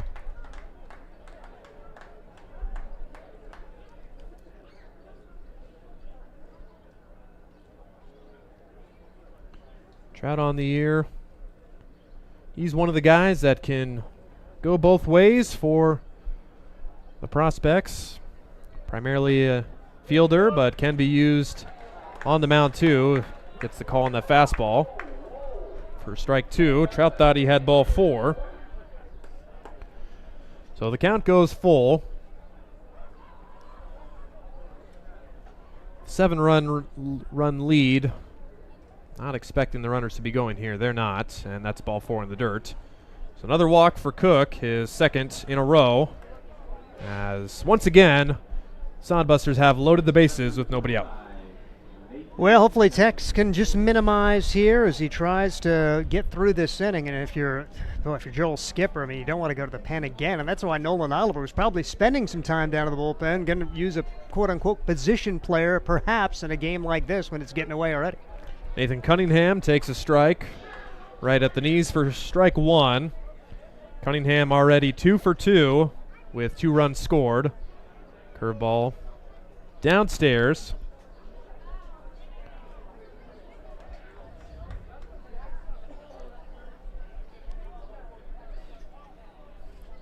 Cook back in the windup with the bases loaded and brings home the 1-1. Swing and a miss. That fastball just shy of 88. So Cook feeling it here in the 4th. Probably his best pitch so far. To the left side, Printer plays it on a couple hops, on to second for 1. To the first, and the ball gets away. And 1 run already in. Here comes the second runner, as that'll be 2 more runs for the Prospects, as Sodbusters try to turn 2 but cannot, as Cunningham reaches safely at first. Kitchens and Benish score, and it is 9-0 Prospects, and they've scored each in the past 3 innings. And that's unfortunate. Sodbusters a new middle infielder, and that guy at second, Oliver, trying to turn the double play, just threw wildly and low, and really not a good opportunity for Gas to try to dig it out, and troubles continue. And this is a guy, like you said, Landon Gaz at first base, playing his first game as a Sodbuster.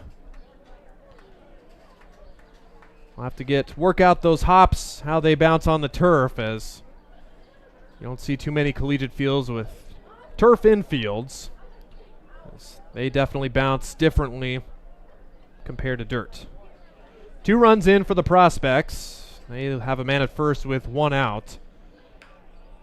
Popped up to the left side, or right side. Oliver plays it on a hop, tries to barehand it, and does not have a play. And with that soft pop up there, that had a lot of English on the ball, as Oliver not able to collect that. Gotta assume that'll be an error on Oliver. New guy comes in, it just finds him, doesn't it, sometimes, the way things are going right now? Oliver's had a couple of opportunities here, and that's just the way it's been going for the Sodbusters in this 9-0 game. So browse Britton Bond reaching on the pop-up. And here is Trey Mungin, the beer batter, and he's done anything but strike out in this game so far. 2 singles, 4 runs batted in already, and he bats in the 4th. 2 on, 1 out. Cook delivers, wave and a miss at that curveball for strike 1.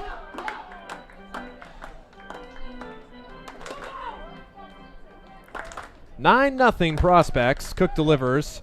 Same pitch, same result. And Mungin down in the count, 1-2. Curveball's been trouble. Let's see if Cook goes back to it. He does, and gets no foul ball. Just got a piece of it. Fans thought they had the beer batter deal, but Mungin spoils it by the slimmest of margins. Cook will try again, though. And that's to right field. Hiltbrand to his left, and it's in for a base hit. And the runner from third will come around, and he will score the 10th run for the Prospects, as that ball just found the inside of the right field line. Hiltbrand not able to corral that ball in time, and Prospects have put up double digits here, Duncan Field. Trey Mungin, 3 for 3, 5 runs batted in, and we're not through the 4th inning yet. Career day for Mr. Mungin. Got to tip your cap. Not much you can do to the Sodbusters. He's just put the ball in the perfect spots so far. So still with 1 out, as the Prospects will have runners at the corners for Cade Lynham.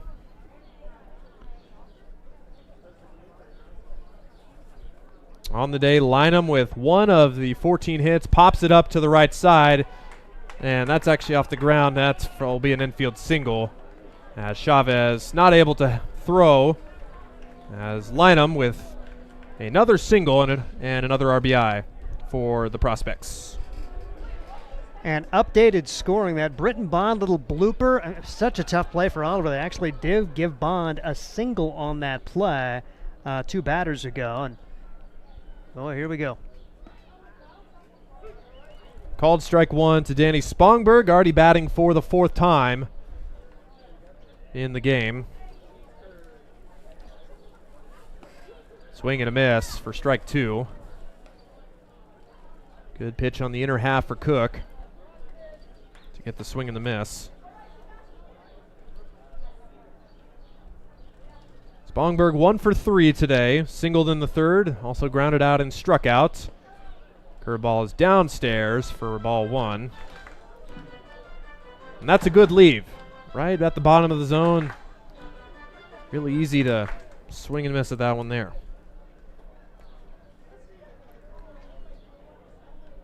Spongberg 1 for 3 on the day, as we mentioned, and came into the game hitting .519, and that curveball just misses. Borderline pitch. Oh, I guess he called that a strike 3. Kind of a delayed call by the umpire there. Didn't see too big of a motion, so does get the call as Spongberg is struck out for the 2nd time. And no argument for Spongberg as he heads to the dugout, and now we'll see if Cook can get out of this. Ground ball to the left side. Printer ranges over and can't get it. Coming around 3rd is Mungin, and the throw to the plate is cut off as Mungin scores an RBI single for Colin Lynham, his 2nd hit of the game. And Prospects now with a dozen.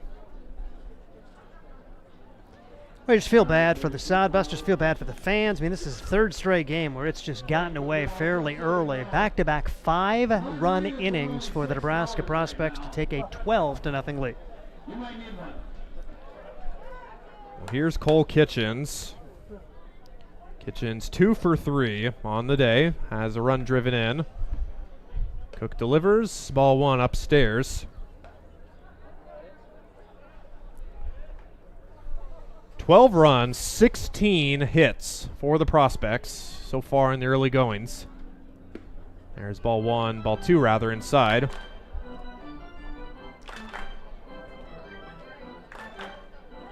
So Cook already at 42 pitches in his outing, as there's strike 1. Breaking ball on the outer half of the plate. 43 pitches now for Cook. He's retired 4 batters. And I hate saying it. You know, that seems like that's all we've been telling you guys this season, but just stating the facts, and the guys are due. Let's be honest here. The guys are due. It's going to come around. As there is ball 4 to Cole Kitchens, who reaches for the 3rd consecutive time. As now the bases are loaded again with 2 outs. So Sodbusters still just 1 pitch away from getting out of this 4th inning. 5 runs in consecutive innings for the Prospects, as Cook will go back to the windup to face Joel Benish. Fastball high and tight for ball 1. Benish perfect on the day so far. Double, single, and a walk. And it's come around and scored twice. Fastball inside again. Marcus Miller started the game for the Sodbusters, was pulled in the 3rd inning. 2-0 from Cook. Fastball right down the pipe for strike 1. If you're just joining us too, Sodbusters having to make some changes in the infield too. Zach Vital, the starting backstop, was hit from a backswing and had to exit the game. Beauty of a breaking ball for strike 2. So Cabranes moved from second to catcher, and Nolan Oliver now in the game at second base. We hope nothing but the best for Vital. Good block by Cabranes. That pitch is in the dirt. Count goes full. Runners will be off with the pitch.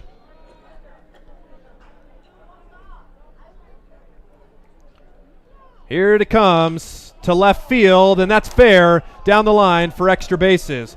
1 run in, 2 runs are in. Going to second is Benish, and he is in ahead of the tag. A 2 RBI double for Joel Benish as he comes into the day with no RBIs. He's now knocked in 3, and he is 3 for 3 on the day.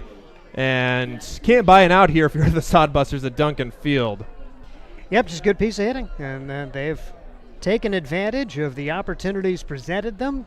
And coming into today, I just felt like this was the best team in the Independence League, and they have looked really good today as they just continue to pour it on. They are showing you why. They, like you said, one of the best teams in the league.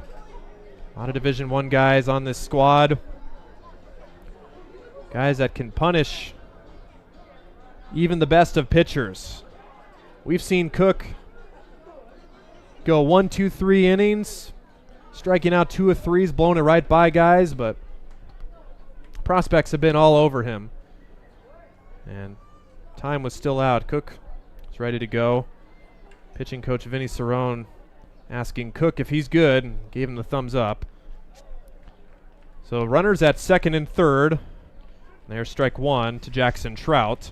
And let's face it, nobody wants to go through a day like this, and you kind of give credit to Tex Cook. Said, yes, I'm good. Wants to keep out there, wants to help the team any way he can, and that's try to get this third out, maybe work another inning or 2 to try to save the bullpen a little bit as this week continues.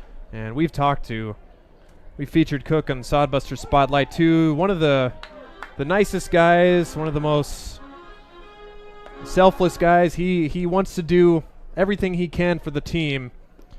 One of his last bad outings, I was in the dugout, he came and saying sorry to the guys for letting him down. And, it's a team game. We can only do so much on the mound and on the field. And Cook taking full responsibility for everything he's done. Great guy on this Sodbuster squad. And coming off a pretty good outing against Hawaii on Saturday. Worked an inning, didn't allow a run.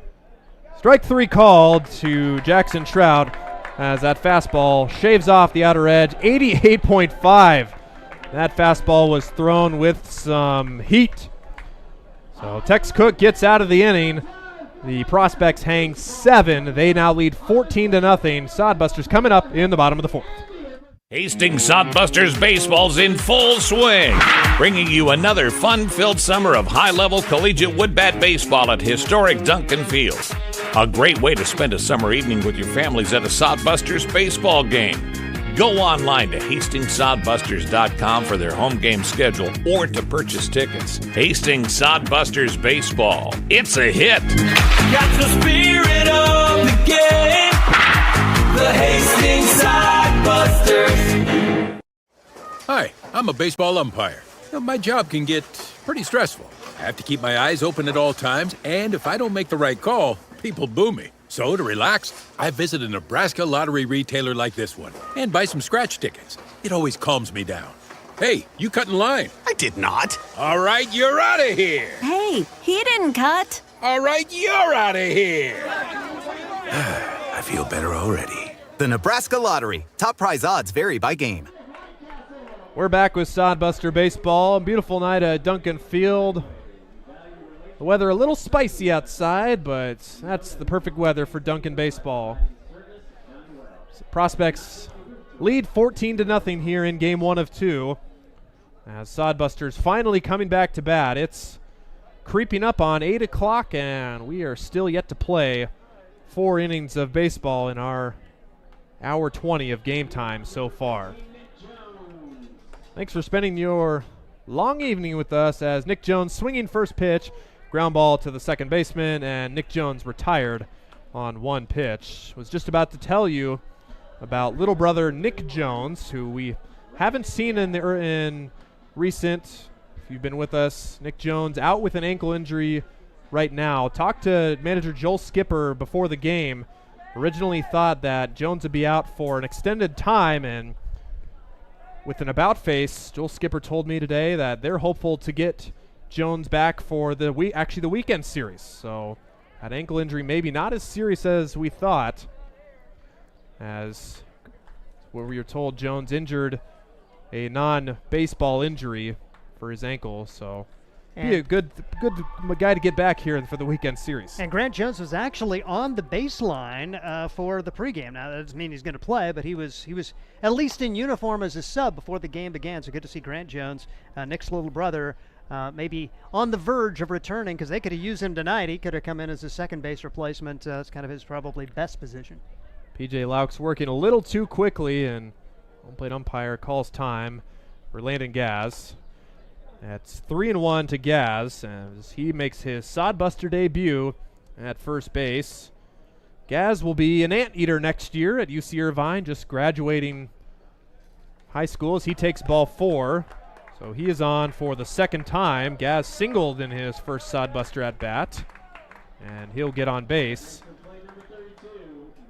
So here's Nolan Oliver pinch hitting for Zach Vital. Came on as a defensive replacement. First pitch is ball 1. If you're just joining us, Zach Vital hit as the catcher from a backswing was forced to leave the game, and Oliver his replacement.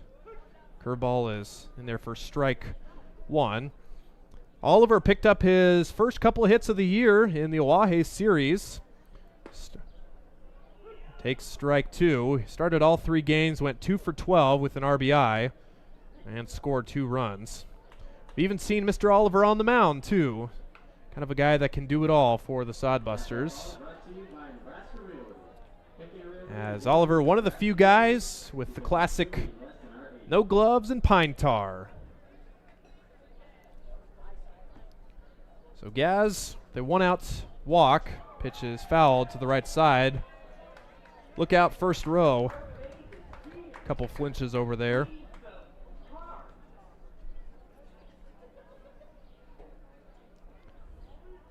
The 1-2 pitch, and that gets away from Bond behind the plate, and that allows Gaz to move up to second base on the wild pitch. So Sodbusters now with a man in scoring position. Sodbusters squandered a big opportunity in the second as they left the bases loaded against PJ Laux. There's ball 3, so Oliver working the count. You'll see another pitch from PJ Laux, who now is at 53 pitches. The payoff, and we'll do it again.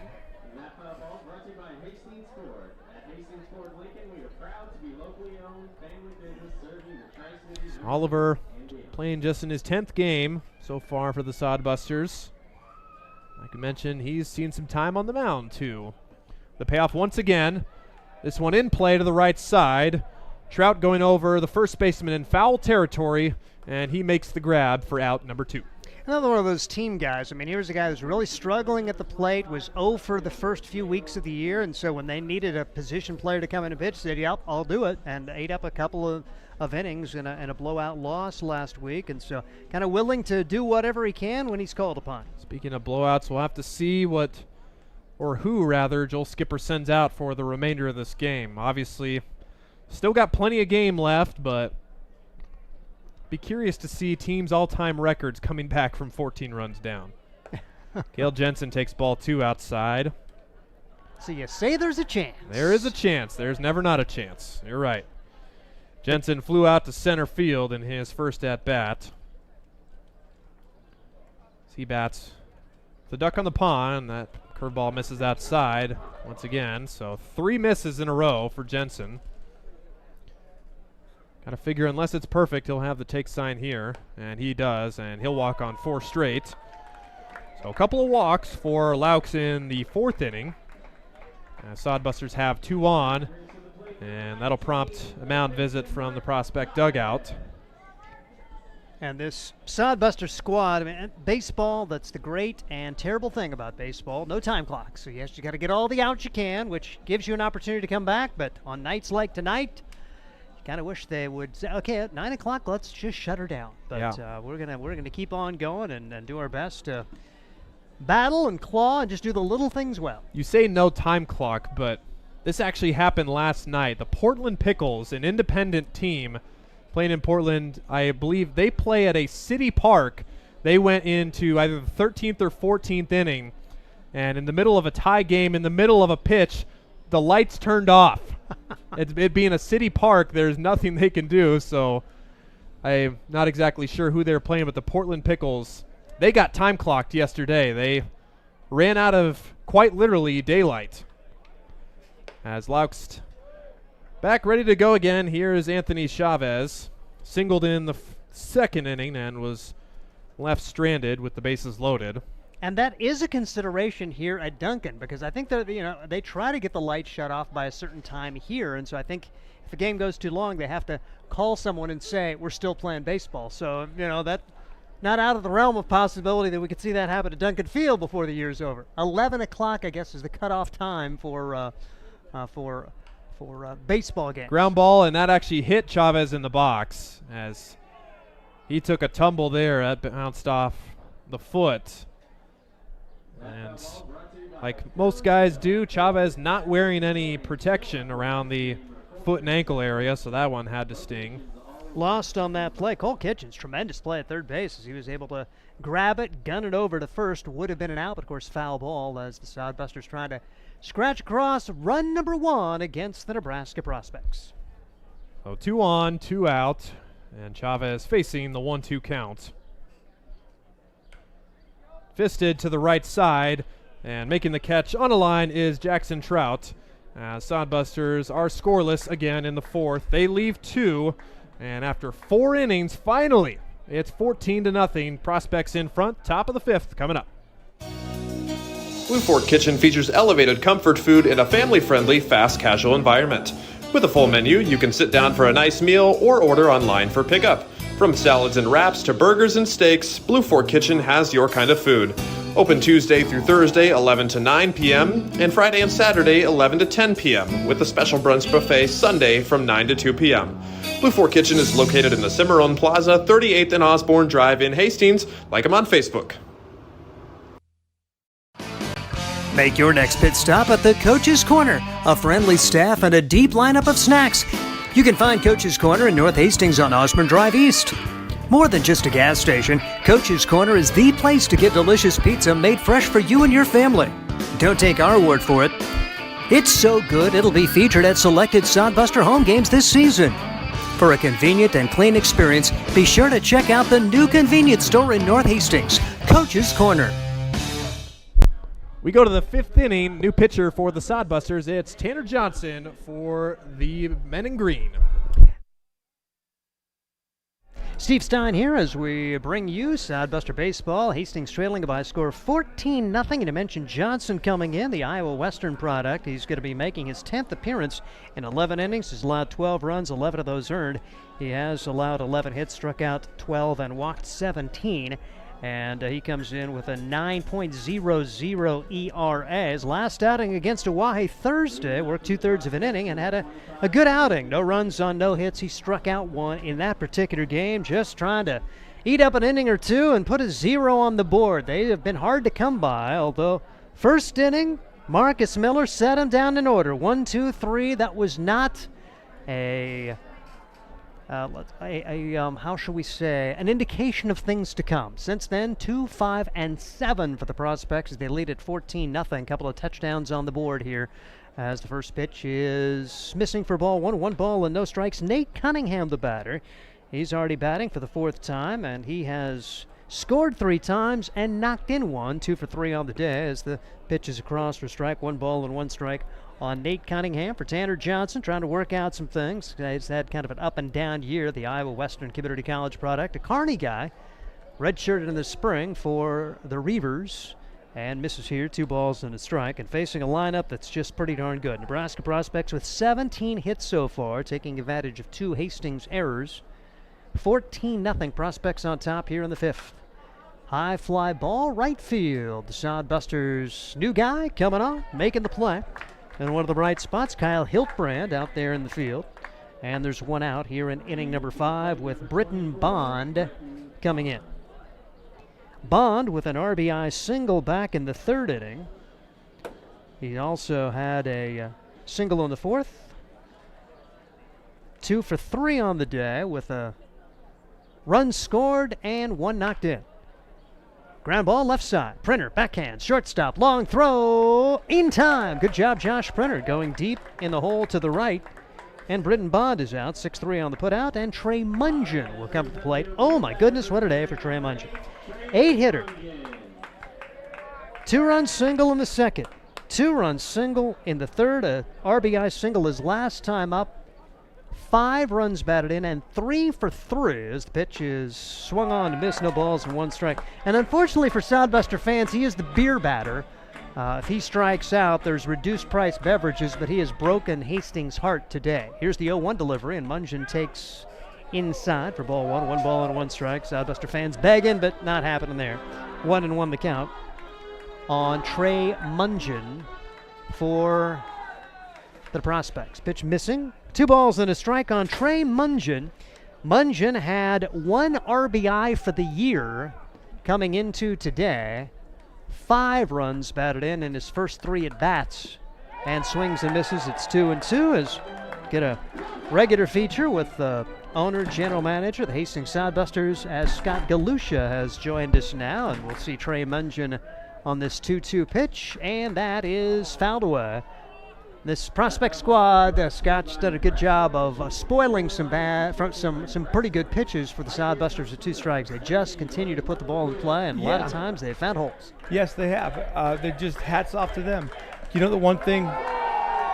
Yes, there we go. Strikeout, and that'll do it. We'll keep it here for the break, but a 1-2-3 inning as Trey Mungen does go down on strikes, and that's reduced alcohol for the Sodbuster fans. Yeah, as we'll have Scott take a seat here and get his perspective and kind of a rough first half of this game against the best team in the Independence League, the Nebraska Prospects. Sure. Hats off to them. They've just done a really good job. I mean, Marcus probably missed in the middle a little more than he wants to, but it's not like they're hitting a bunch of bombs against us. They're just putting the ball in play and hitting in the right spot. And so, there's no way to justify what the scoreboard says. It's not very good, and I like my kids' fight. I like their attitude, and I still think we're better. It's not showing today, which I hate to say, but it is what it is, and they're going to continue to compete and continue to work hard, and got some new pieces in today, which is nice to meet all those young guys, and hopefully we can just keep fighting a little bit, scratch a couple off. And how different would the game be? They get a 2-out, 2-run single in the second. We have bases loaded, 2 outs in the second, and we can't do it. And since then, it's been all prospects. And so little things like that matter, and we're just not making those plays, and we're going to continue to get better. And we haven't kicked it around today. They've played pretty well. We did make a couple little mistakes, but they weren't atrocious. And some of the things that we've seen that we haven't done very well. So we have done those things better. And so our kids, the one thing I can make sure I promise is I can't fault the effort. They're working hard, and right now they're just getting beat. Kyle Hiltbrand up there, one of the new guys, taking ball 1, 1 ball and no strikes. Marcus Miller getting a start, line drive, and that's going to be a base hit. That is a sun-aided base hit. No chance for Nate Cunningham, who tried to go up and then just saw it go right into the sun.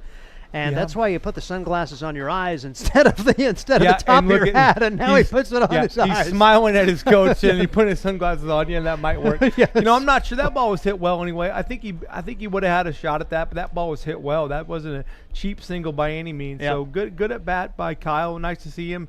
Nice young man. Got a chance to talk to him a little bit today. And so he's got to hit some immediate contributions as Hiltbrand with a hit, and Landon Gaz has been on base twice, another one of the new guys for the Sodbusters. Landon's just 18, a Division I kid from UC Irvine, and he's in his first collegiate game. He's a little nervous, but he said we're going to just run him out there. We had a little bit of injury to Corbin Rich, and he's probably going to be done for us for the summer.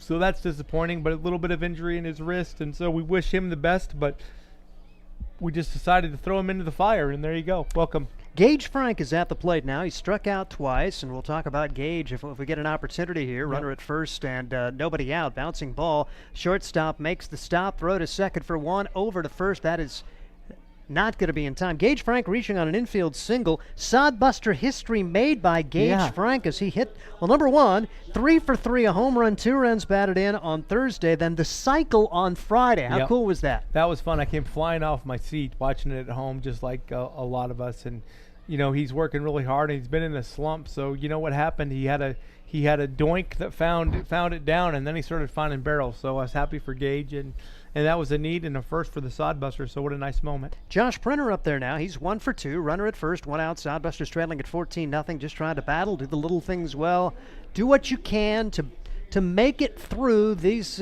games like this. This kind of shows your character. And I know Tex Cook had a really tough outing, but there was a time where they looked out and asked him if he was good to go. It's the bouncing ball to the left side. Here's a 5-4 put out, but no, it's dropped there by Mungeon at second base, and the Sodbusters are going to have first and second and 1 out. Mungeon was thinking about the turn before he caught it. Yeah, and that happens. Error for the Prospects, and the Sodbusters will have first and second now and 1 out. Hey, I want to take a second, and I know Mrs. Vedel, Zach's mom, is watching, and Zach got hit on I believe it was the 3rd inning, but everything runs together. But I know. Gosh, if I could say, Piper's called you and let you know he's okay. But I did run him through all of the concussion tests, and he passed all those. So, Mom, he's doing just fine. I'll check on him again after the game. We'll check on him in the morning, but he's passed those with flying colors, and unfortunate, but hopefully everything's going to be okay. So Zach Vital apparently okay, and now everybody's going to be safe here. A comebacker to P.J. Laux off the bat of Marcos Cabranes, and this was thrown to second. They had a chance to get the force play there, and back-to-back errors for the Nebraska Prospects when they could have gotten 2 outs in the middle infield, and now here's a chance for the Sodbusters. There's back-to-back errors, 1 on the second baseman, 1 on the pitcher, and that'll bring to the plate Nick Jones. Bases loaded, 1 out, 14-0. Prospects on top. Sodbusters try to battle. Hey, I need to say hi to Aaron Laux. Aaron Laux is a longtime friend of mine. She's the mother of PJ, the pitcher for the Prospects, and I talked to her earlier on the phone, or text message, by the way. But we were good friends in high school, and that's kind of the fun part of summer is you get touched back with people of your history. And I didn't realize, get married, it's a different last name. But Aaron, you and your husband, he's got a nice young man. He's doing a good job tonight, and it's very nice to see you or hear from you. Hopefully get a chance to see you sometime. So hang in there. Appreciate you watching. Thanks, Aaron. 14-0. The Prospects on top. Sodbusters have the bases loaded, only 1 man out. And Nick Jones, probably a guy you want up there. He's been a good RBI guy. Had another solid series on the road, driving in some runs against that Zap squad. There he is. Here's a little liner, but foul on the third base side. It remains 1 ball and 2 strikes on Nick Jones. That's what he does so well is he gets behind in the count. He just tries to put the ball in play. And, you know, with Nick Jones, we're going to get a professional at bat, and that's why you just love him up in these situations. He knows what his job is here, and he's going to I'd be surprised if he didn't get it done. Takes the pitch outside, 2 balls and 2 strikes on Nick Jones, who had 4 runs batted in the victory over Oahe on Friday. Sodbusters won that one by a score of 11-6. 2-2 pitch. Jones hits it high in the air, center field. That's the Sun I don't know field. if they can see it. And now Mungeon goes back and drops it. He will throw to second to get the fielder's choice out there. So it'll go 4-6 on the putout, but a run does score, and it's 14-1 as give Jones. You probably don't give him an RBI after that error, but one way or the other, a run does score. Nope, he does not get an RBI on that. But again, good at bat. He puts the ball in play, and I'm not sure what. Cabranes should be out at second base. I'm not sure whether, then there's really no argument there. I mean, he was questioning what was happening, so I'm not sure if he thought the guy never hit the bag or something. I don't know, because he was questioning what was happening, and I'm not sure what that would have been. And the pitch is fouled back as actually probably no error on the play. It's fielder's choice because it ended up being 4-6 on the putout. Yeah, you're right. And so You're Jones would get an RBI. Yeah, you're right. No error on that play. Good call, Steve. That's right. I would have thought about that. Would have probably called you later on tonight and would have. Gosh darn it. Here's a pop-up off the bat of Landon Gaz in foul territory, and over to make the play is the first baseman Jackson Trout. And after all of that, the Sodbusters did get 1 run across. Our scoreboard operator's got to give us 1. It's 14-1. Who's over there? We'll head to the 6th inning. There you go. That's all right. Corbin's got it. But anyway, Gaz fouls out, so we head to the 6th inning. Do you want to stick around? Sure. Okay. Yeah. So the I'm good. Sodbusters do get a run across, and on that play, Gage Frank ends up coming in to score. score. The lone run, Nick Jones with the RBI, and so it is 14-1 as we head to the 6th inning. You know, I have to tell you, first of all, I watched you and I's laughing attack the other night. I watched. How bad was that? I could not. It was fun. I enjoyed that because we both needed to smile and giggle a little bit. So that was a good time. That was a good time for us. But I did watch it again. And by the way, this is the last time for a while. I'm going on vacation tomorrow. Okay, well, congratulations. Yes, that's probably going to be good for you. For the first time in a long time, I'm going on vacation with my family, and I'm going to get us started probably tomorrow, and probably about game time, I'm going to start making my way to Black River Falls, Wisconsin for a week. So I'll be back in a week from Wednesday, but I'm going to go hang out with my family and my grandson and a lot of my family, so it'll be good. Very good. That's going to be nice to get away. Sodbusters trying to find a way to put some zeros on the board, and a really good job. The guy's had his ups and downs this year. Tanner Johnson, good to see him set him down in order there. A very good bottom of the lineup for that Nebraska Prospects. And you're looking for those little steps, and Johnson, that first 1, 2, 3 inning, hopefully he can put a couple of more innings together here. You've got games today and tomorrow, but then 2 days off before the weekend series, so I would suppose at least you'll have a chance to rest pitchers in the midweek. Yeah, and we got a couple new guys today, pitching-wise, that we're going to try to get their feet wet, whether it's tomorrow or this weekend. And then one of the guys we have here for sure will be a starter. He's going to that's Jacob Schutz. Suits, yep. He's going to come in. His dad's here tonight, so that's nice to see the parents coming. So he's going to be in relief for us for the first couple weeks, and then he's going to make three or four starts for us in those last 3 or 4 weeks of the year. And so, I know we haven't been on the right side of the scoreboard enough, but with the guys we have getting healthy, we're adding pitchers, we're adding depth. Braden Mackey's going to be back as well, so we're adding guys to that pitching rotation, and I just feel like we're going to be competitive and part of the conversation in the second half. Cade Lynham will come to the plate, 9-1-2 for the Nebraska Prospects here in the 6th inning. Then a 14-1 lead as Hastings getting a run in the 5th. Pitch taking high for a ball, 1 ball and no strikes. And change in the schedule for the weekend just announced today. It's going to be a 4-game series with Casper instead of a 3-game set. Yep, we have to. When they were here a couple weeks ago, we had that Friday and Saturday rain out. So we just kind of want to make one of those up in the first half. So we're going to play a doubleheader on Saturday the 24th, and it's going to be 2 7-inning games that are going to start at 4:15.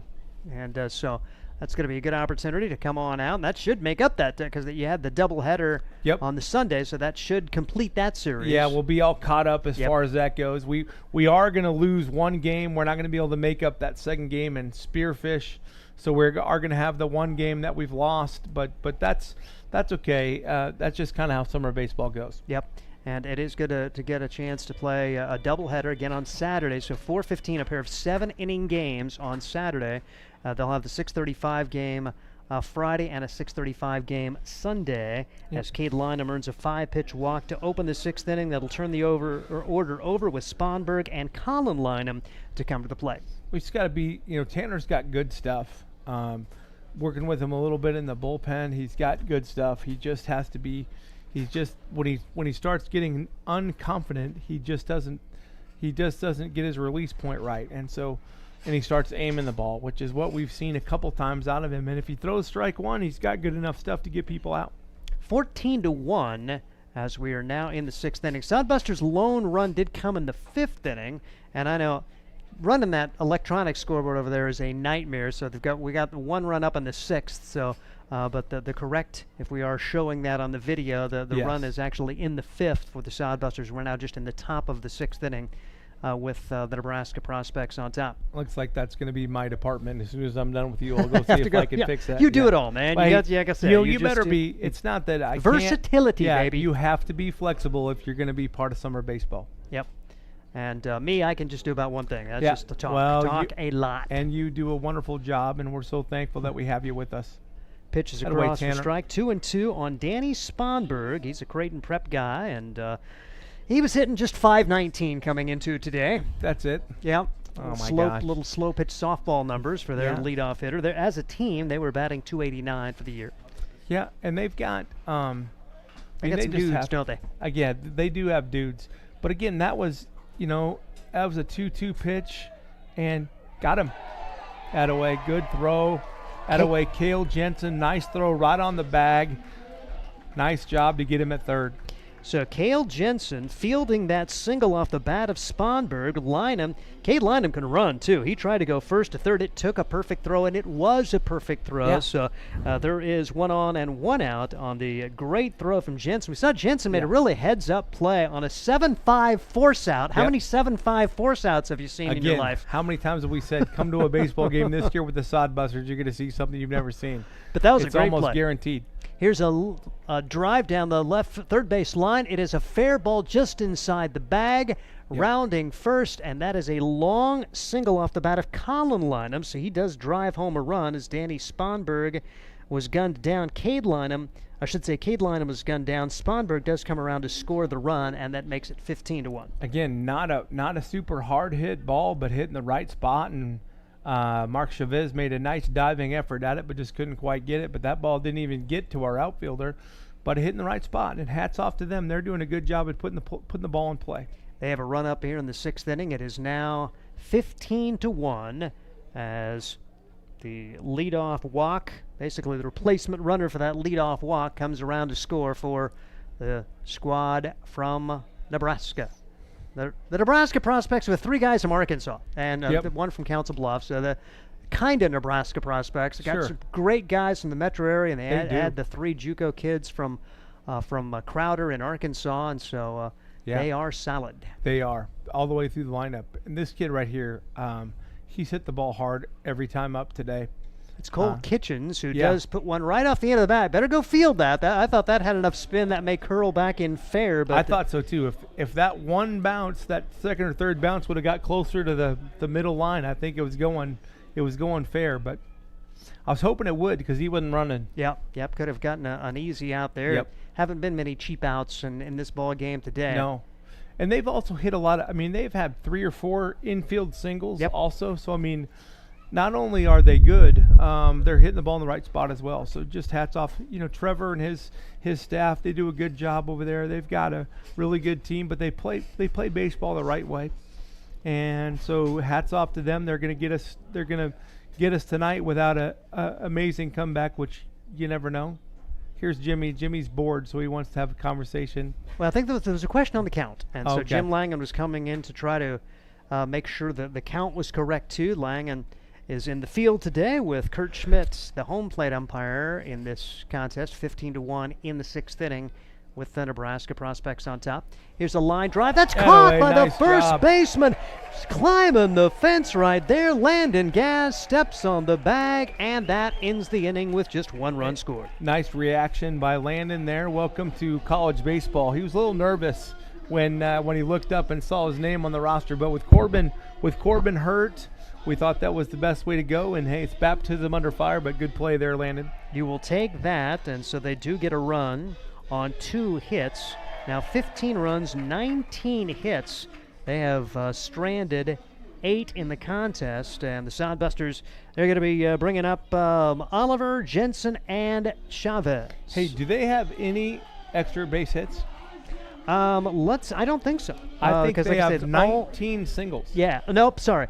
Joel Benish actually has 2 doubles. Benish, the pitcher, or he is a pitcher by trade, but he's only making his 4th start in the field, but he's got 2 doubles.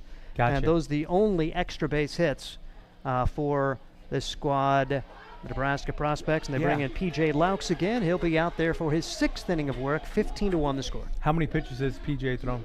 And let me look that up because I am not on Game Changer. I'm sorry. So we'll look at that. It caught you off guard. Yep, we are. That's why we're working and trying to find a way, get the Game Changer update. P.J. Laux back out there, kind of worked his way through that last inning. He has 83 pitches thrown. 83 pitches, gotcha.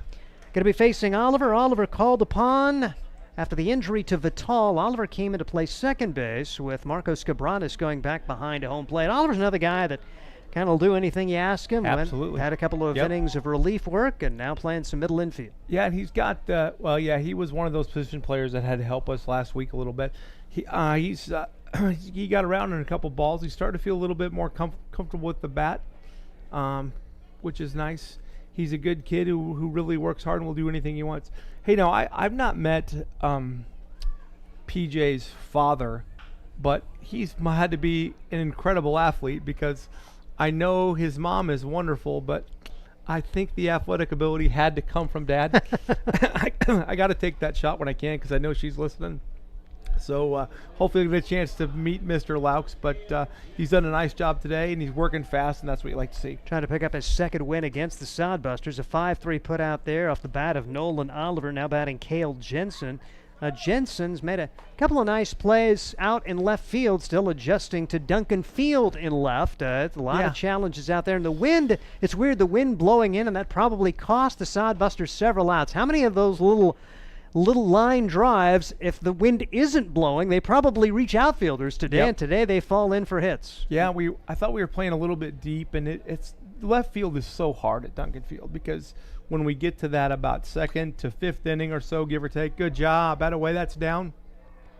Jensen just does hit the first base bag, and now called foul. Jensen thought it was fair, but Jim Langen right up the line, and he points his fingers out and says, missed it by that much, as the first base coach, Corey Caranda, not happy. I tell you what, just by Jim's reaction, I think he missed it. But that happens. But I don't think it's worth 14 runs. Yeah, that's so. I think the world will go on and we'll be just fine. And on a night like tonight, hopefully you get the call tomorrow. Exactly. We don't need any extra calls here, but we can use some tomorrow. There we go. Here's a solidly struck ball off the first baseman's mitt to the second baseman and safe. Got to be infield single, wasn't it? That was a rocket off the glove of Trout. You thought this was going to be a bizarre play.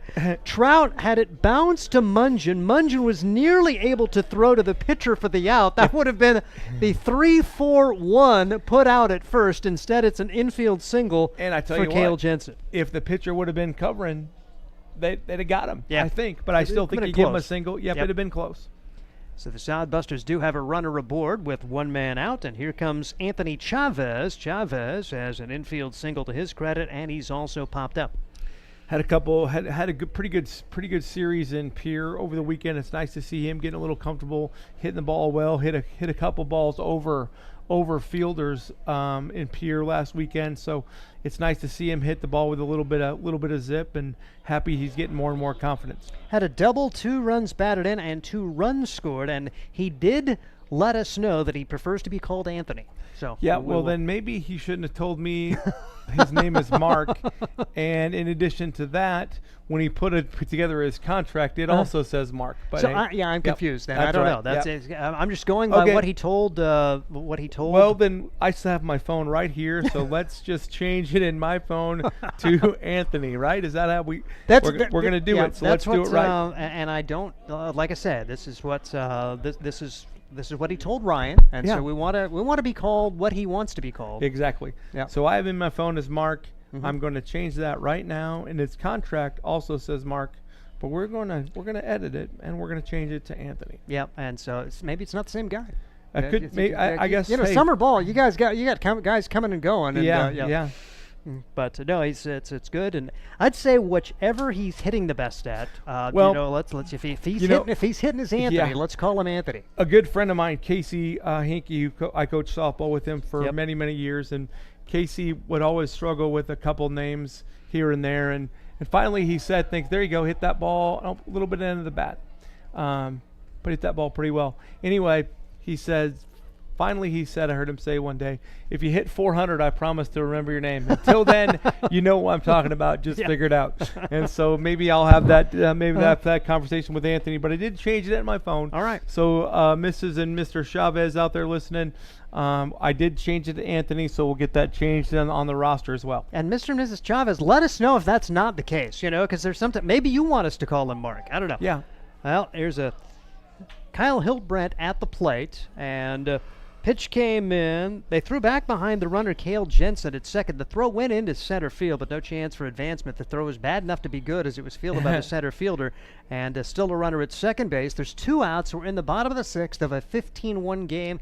Prospects on top of Hastings, and the pitch swung on and missed. Way out in front was Kyle Hiltbrand, who is 1 for 2 on the day. Yeah.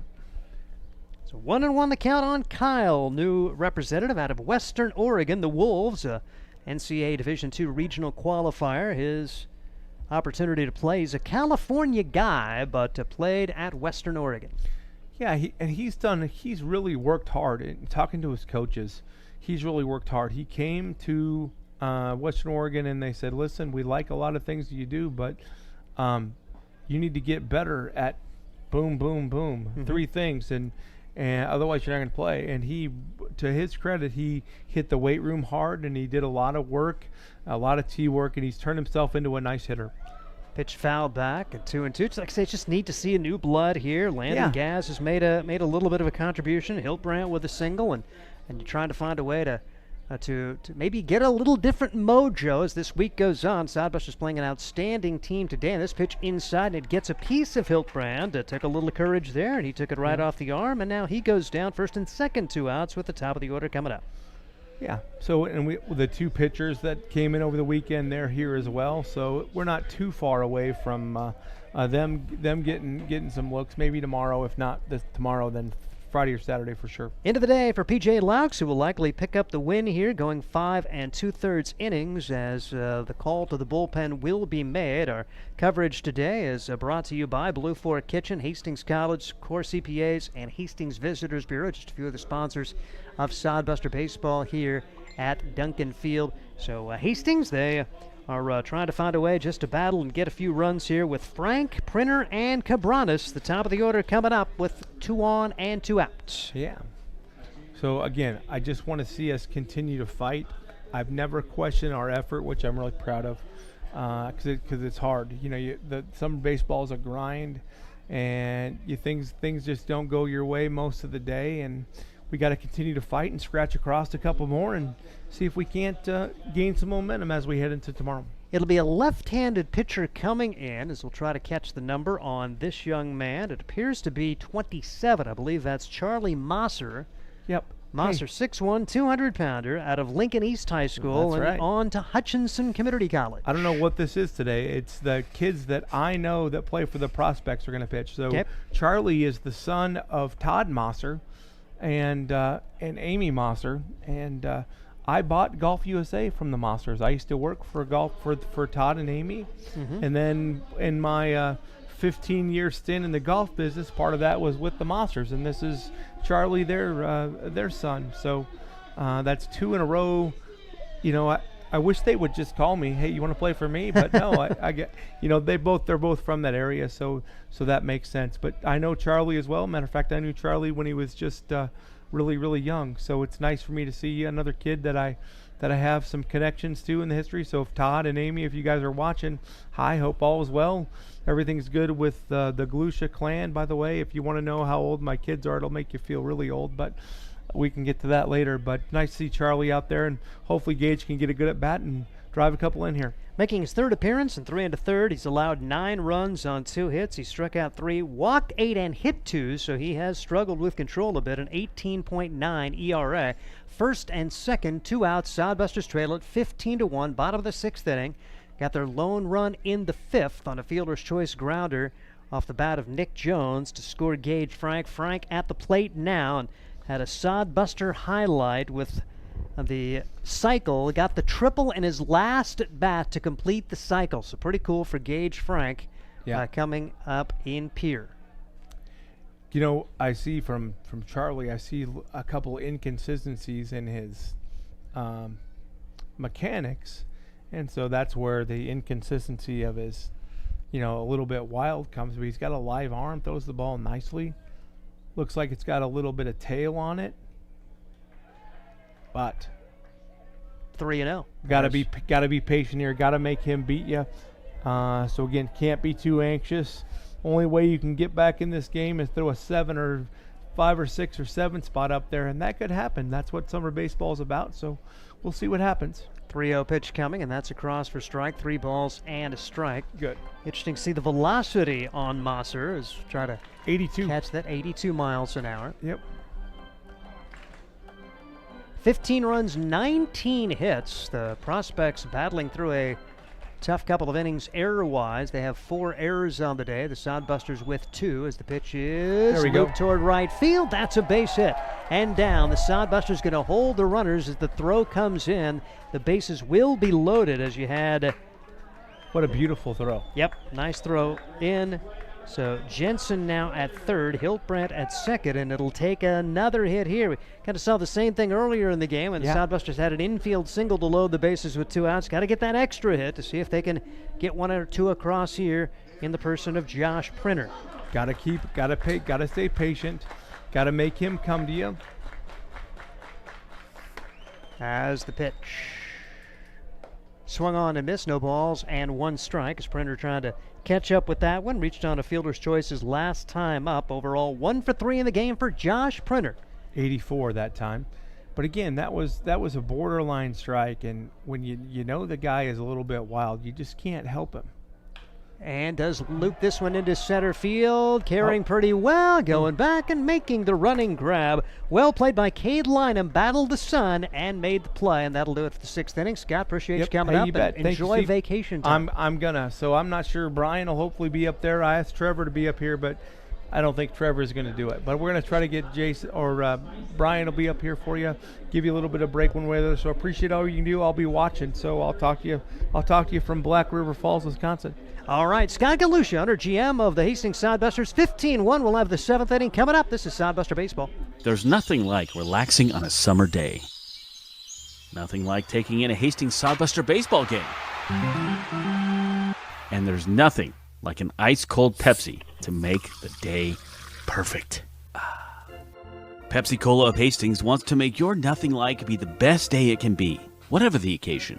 Enjoy your favorite refreshing Pepsi product throughout the Sodbuster season and make your nothing like memories. Pepsi Cola of Hastings, a proud sponsor of Hastings Sodbuster Baseball.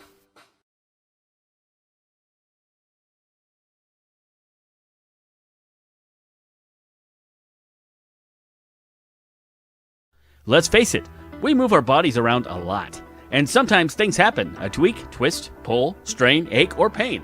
At Fisk Chiropractic and Sports Care, their goal is to restore your mobility, keep you moving, and ensure your rehabilitation is effective, efficient, and stress-free. Do you suffer from headaches and neck pain, lower back or sciatica? Call Fisk Chiropractic and Sports Care today. Start to discover wellness through chiropractic care. Fisk Chiropractic Sports Clinic.com. Start feeling better now. Way to the 7th inning. It is all Prospects. Nebraska leading the Hastings Sodbusters by a count of 15-1. Once again, here's Ryan Valenta. Caden Cusella, new pitcher on the mound for the Sodbusters. Cusella making his 5th appearance on the mound. All have been in relief. Last outing was 13th and the 14th. Saw a couple of innings in the Casper series as Cusella, I believe, was the only man to put up a scoreless inning in the 18-6 beatdown versus the Casper Spuds. So he'll get a little tune-up here with the Sodbusters down by quite a few. First batter will be Joel Benish. Benish, a great day so far. Benish 3 for 3, 3 ribbies and 2 runs scored. That pitch misses for ball 2. Pretty good pitch, but not called a strike. Benish bats in the 7th. Curveball is inside for strike 1 rather. Benish designated hitter today. And fouls that back our way for strike 2.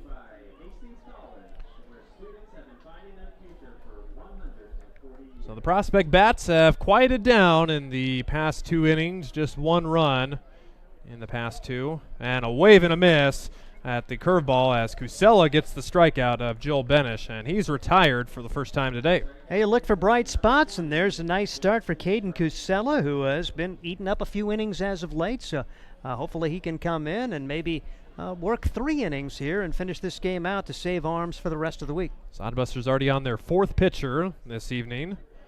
And foul ball towards the parking lot for Jackson Trout. The 0-1 pitch from Cusella. Lofted to short right field. Hiltbrand racing in, and that just is foul. In a similar spot to where Cale Jensen hit his foul ball. I was down in the Prospect dugout, and you could hear Corey Coranda, the first base coach, and Jensen exclaiming they were sure that it was a fair ball, and the field umpire, Jim Langen, held up his fingers, said, missed it by that much. Yep. So Trout down in the count, 0-2. Pitch from Cusella. A sweeper misses outside the plate. Good miss there. Trout didn't bite.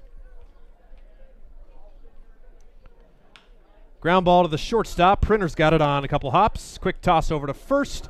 And there's the second out on the 6-3 ground out. 2 up, 2 down for Caden Cusella. Good start to his outing tonight. I hate to even mention it, but Sodbusters, they've got 2 errors on the board, but it feels like they've been fairly solid in the field, and hopefully that aspect is something you can build on as this game goes on. And Prospects, the pair of errors in the last inning, they really should have limited the damage, but just some missed plays on some easy plays. Some drop balls in the infield, and there's a sword right there as Cunningham not able to commit.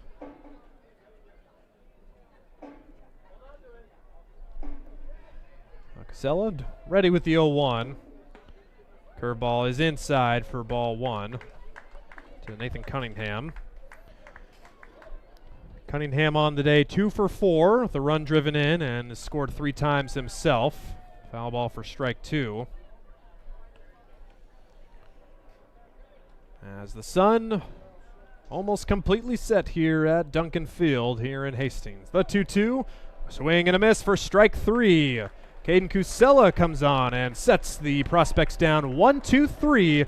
It's stretch time in Hastings, and it looks like we've got a special 7th inning performance. We'll be right back. Blue Fork Kitchen features elevated comfort food in a family-friendly, fast casual environment. With a full menu, you can sit down for a nice meal or order online for pickup.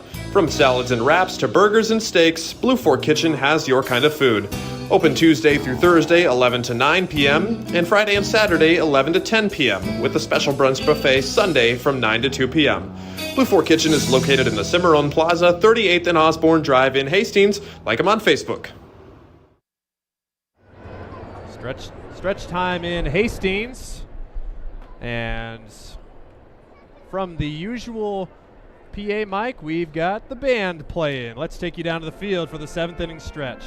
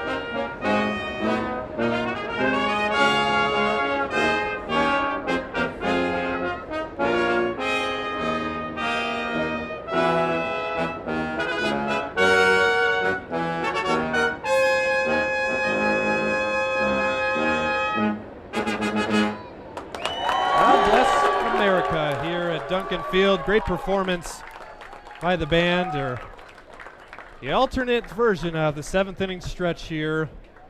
Always great to see the band here. Speaking of band, also down the first base line, welcome the 43rd Army National Guard Band in attendance as well. Happy to have them in here. They're stationed just down the road on Highway 6 for the next week or so for their weekly drill in Hastings. Here's Marcos Cabranes batting against the reliever Charlie Mosser. Left-hander misses for ball 2. Mosser came on in the 6th to relieve P.J. Laux. Final line on Laux, pretty darn good. 6 hits, just 1 unearned run. We have 2 walks and 4 strikeouts before giving way to Mosser. Curveball's up high for ball 3. So the first 3 have missed. To Wonder Boy, Marcos Cabranes.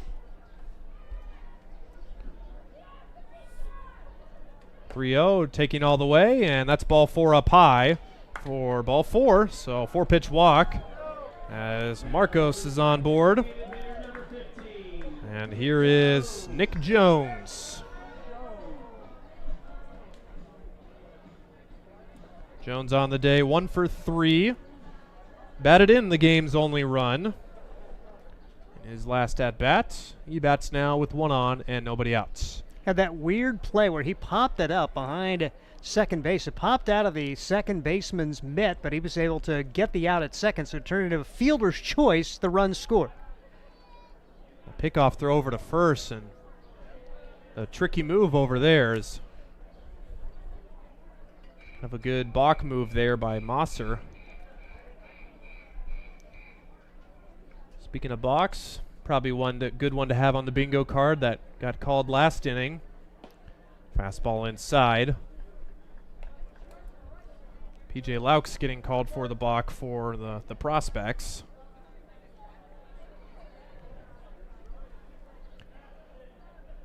(2-0), and fastball right down the pipe for strike 1. So just like Laux, Mosser's fastball sitting in the low 80s. 2-1 to Jones, swing and a miss for strike 2.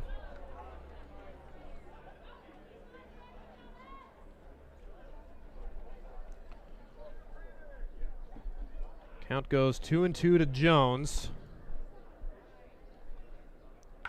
Ground ball to the left side. High hop taken by Kitchens. Goes to second and dug out nicely by Munchen at second for the force out. So Cabranes is erased on the base pass, and Jones will reach on the fielder's choice. That'll bring up Landon Gaz now with 1 out. Saw Munchen struggle with the glove a little bit, but that was a really nice play to record the out at second base.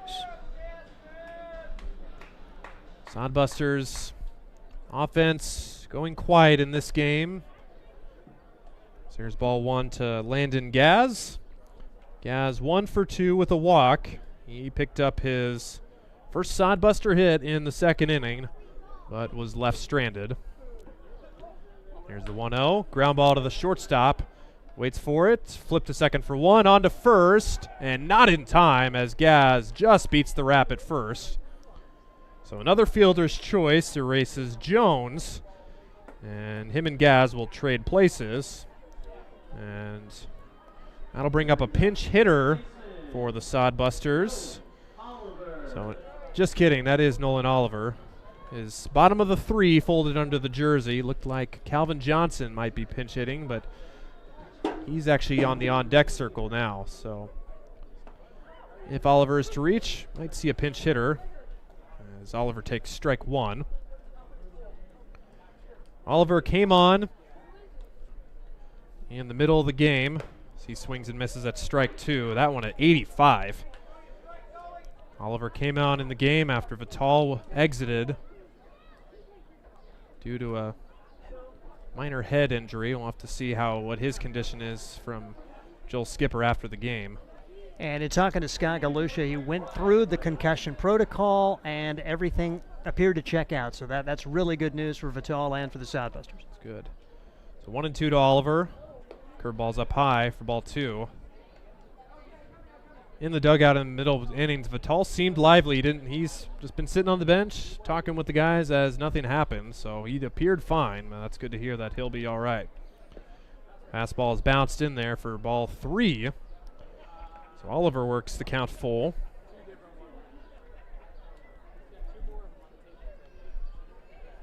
So Gaz will be off with a pitch. Trout not holding him on at first, so he'll get a good jump here. To the right side, and that'll be into right field for a base hit. Spongberg gets to it quickly in right field, so Gaz will hold at second. So there's a base hit for Oliver, his first hit at Duncan Field in the 2023 season. Yeah, Nolan got off to such a tough start at the plate, but did have a couple of hits up in Pier over the weekend, so nice to see the offense coming. And you mentioned the potential pinch hitter, and here is Calvin Johnson. A big spot here, first and second, 2 outs. See if Calvin can come through and bring home a run or two. So Johnson will bat for Jensen. Johnson for Jensen. Cale Jensen will take the rest of the night off. Jensen finishes his night 1 for 2. The single in his last appearance. So here is Calvin Johnson, 0 for 5 on the year. Just been a pinch hitter and a defensive replacement so far. Johnson, a Grand Island native at Western Nebraska College. He bats here with runner in scoring position with 2 outs. Pitch from Mosser is bounced in there for ball 1. Grand Island native, but went to Axtell High School. A guy who is get an opportunity to play a little college ball at Western. Hopefully he'll get some more ABs during this next year for the Cougars. 1-1 on the inside part for strike 2. Johnson kind of stepping out in the middle of that. That one. The big fastball looks like it's coming right at you. Add insult to injury, that's strike 2. 1-2, fouled off to the right side towards the gate. Johnson will get another swing. Johnson did pinch hit in the Oahe series and was 0 for 1 in his pinch hit appearance. Seen limited time, just as, like I mentioned, pinch hitter and defensive replacement here in Hastings. 1-2 again, foul ball to the right side.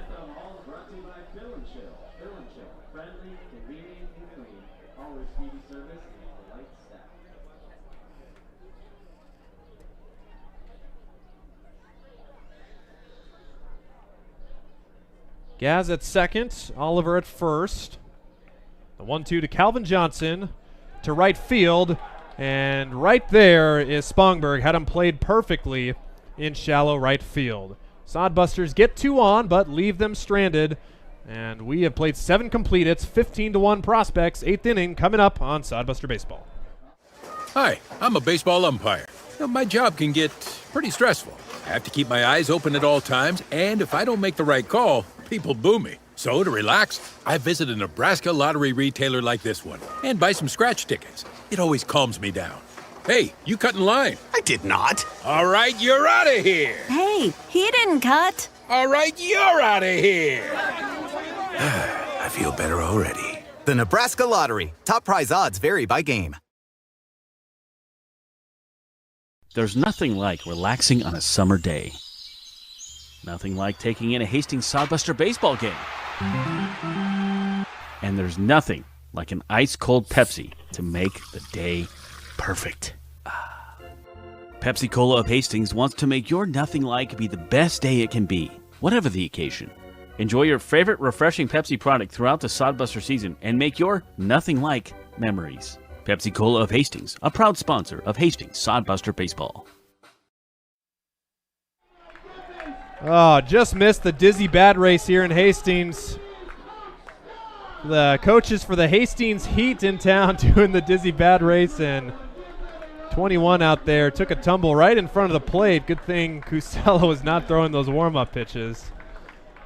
Always good to have the in-game entertainment from Jason Frew, our on-field host, as the bat race comes to a conclusion, and we're set to play the 8th inning here. And what about Sodbuster fans? I mean, it's 15-1, having fun, and there's still a good number of people here just enjoying the show, even though the home team is not doing well. Got to believe that's mostly in part to, Margarita Monday is definitely helping too, and I'll have to get the stats from Trevor after the game. Sodbusters drank Duncan Field Dry margaritas last Monday, and Trevor told me, he said, "Oh, I'm ordering more." So, but good promotion here at Duncan Field. Caden Cusella back to work for the Sodbusters against Britton Bond. So 2-0. Fouled off to the right side. Swinging's Bond. 2 for 4. Pretty good day for Bond.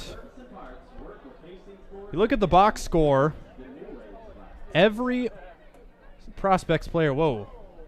There goes the bar of soap there as that pitch slipped out of Cusella's hand and goes behind Bond there. Back to my previous point, every Prospect starter has a multi-hit game except Jackson Trout, who has no hits.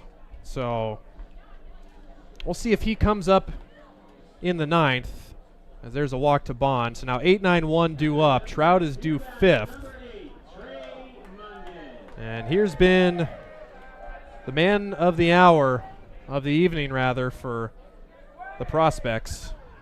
Trey Mungin, ground ball softly, Printer charging. Chavez cuts it off over to first and safe, as Gas had to come off the base. Not sure the throw would have beat him anyway, so that'll be an infield single for Mungin. That will be his 4th hit of the game, and that leads the category in all Prospects. The only good news is he is the beer batter, and the one time he did not get on, he struck out. So there was reduced price beer, but Mungin really the backbreaker for this squad, and he had that big hit early to kind of set the stage back in the second. Ground ball, and oh my goodness, just over the bag, as that's a base hit for Cade Lynham.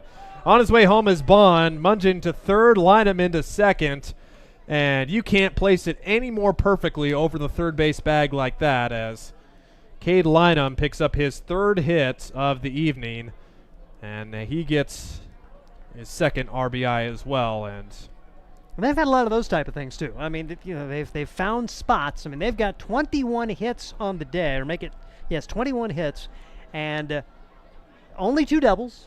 Haven't crushed the ball, but they have found a lot of holes, and just give them credit. They've done a nice job. And here's Danny Spongberg. Takes strike 1. Looks like this is actually pinch hitter for the Prospects. Jake Henry Williams will replace Spongberg as he bats with 2 runners on, as he's quickly behind 0-2. Jake Henry Williams, a recent addition to the team, an Arkansas boy from Arkansas State Red Wolves, just playing in his 4th game as a Prospect this season. And he swings and misses, so good morning, good afternoon, good night, Mr. Williams. As he's retired on 3 pitches, Cusella has his 3rd strikeout of his outing. Nice bounce back for Cusella, who'd given up the walk, the infield single, and that double right over the bag down the third base line. Now he'll work to Colin Lynham, the 2-hole hitter. Here's the other Lynham. Combined on the day, the Lynham twins are 5 for 9. So there's ball 1 downstairs. Lynham 3 for 5. Couple of runs batted in and 2 runs scored.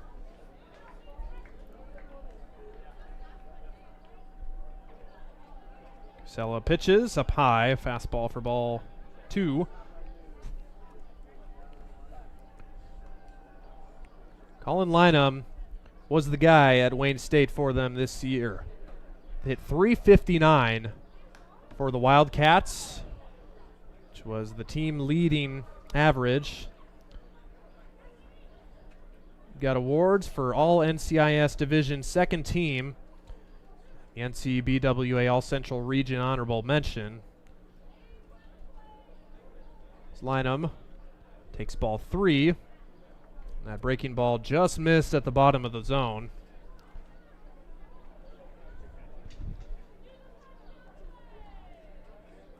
Second and third with 1 out, Lynham. Swings, hits it to right field. Hiltbrand over to his left. And runners will not tag as the throw comes in home and knocks that ball down. That's Rusty Wortman now behind the plate as well for the Sodbusters. So he comes in to replace Marcos Cabranes. So Cabranes' night will be done here as he is not in the infield. Rest of the infield and outfield straight up, so Getting Wortman some action behind the plates. 2 outs, and first pitch swinging. It's Cole Kitchens. And really good move for head coach Joel Skipper. I mean, Marcus Cabrera is a guy you really want to see stay fresh. He's, arguably one of your best hitters, great middle infielder, doing the catching too. So 16-1 game, get him on the bench, get him ready to go, and hopefully he'll be back in the lineup tomorrow. To right field down the line, and foul.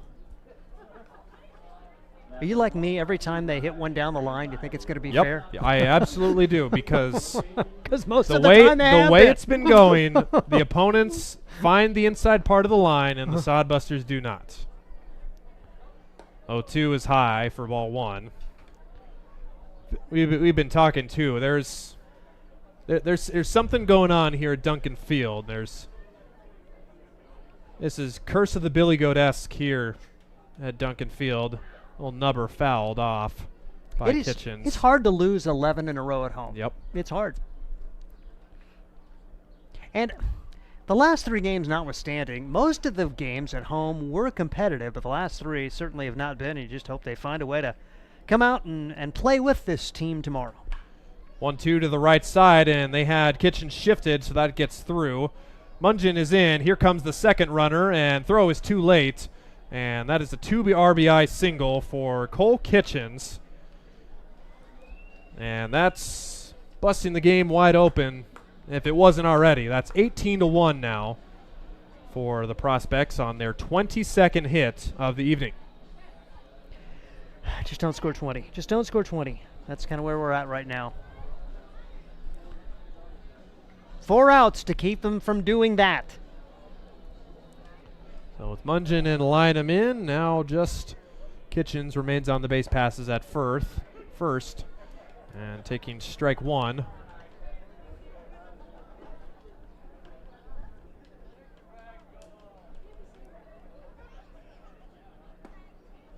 And quickly ahead, 0-2 to Braden Cannon, the pinch hitter for the Prospects. He bats in place of Joel Benish. Fly ball pretty well hit to right. Hiltbrand turns around and makes the catch as he falls to a knee. And that'll be a 9 put out in the book. Wasn't the prettiest catch, but got the job done as Cusella and the Sodbusters are out of the 8th. 3 more for the Prospects. They lead 18-1. Sodbusters have 6 outs to work with. We'll be right back.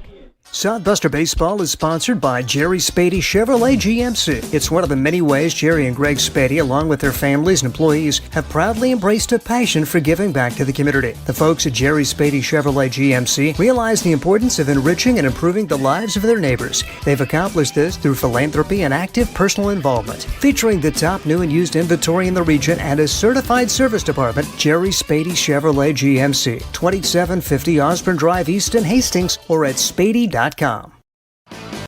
Make your next pit stop at the Coach's Corner, a friendly staff and a deep lineup of snacks. You can find Coach's Corner in North Hastings on Osborne Drive East. More than just a gas station, Coach's Corner is the place to get delicious pizza made fresh for you and your family. Don't take our word for it. It's so good it'll be featured at selected Sodbuster home games this season. For a convenient and clean experience, be sure to check out the new convenience store in North Hastings, Coach's Corner. Bottom of the 8th inning.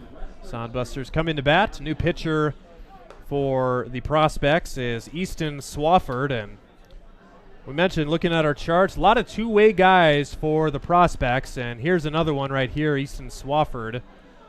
Multiple guys, count at least 10 on the roster, who have played in the field and pitched. And Swafford will be another one added to that list, as he will make his pitching debut this spring for the Prospects. It's going to be his 13th game. As a hitter, he's batting .340. And with 5 doubles and 11 runs batted in. So Swafford, switch hitter, a right-hander from B Branch, Arkansas, one of 3 Crowder College kids on the Prospects roster. As his first pitch to Anthony Chavez is ball 1 upstairs, and yeah, he's got the velo. That one clocking in at 86 right there. So you're running into velo everywhere with these Prospects.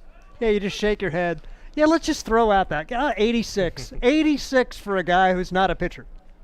Like we said, first outing of the year, and there he is. And that second pitch also at 85. Ground ball to the shortstop.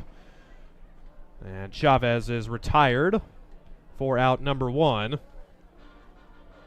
So Swafford has his first out, and his ERA is now 0. So he has an ERA. Getting that first out as a new pitcher sometimes can be the toughest thing, but Swafford made that look easy with inducing a soft ground out. Here's Kyle Hiltbrand. Big swing and a foul ball back to the screen. It's a little easier when you can throw at 86 at the knees. Yep, and that one at 87 at the top of the zone. That's too much. Hiltbrand 1 for 2. So both newcomers in the Sodbuster lineups picking up their first hits of the Sodbuster season.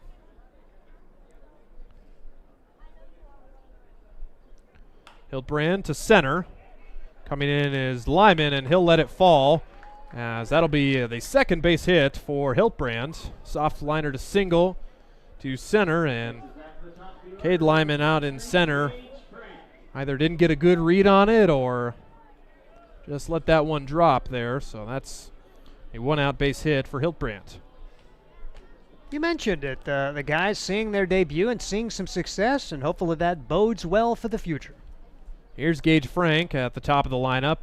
High and tight strike for strike 1. Frank on the day 1 for 4.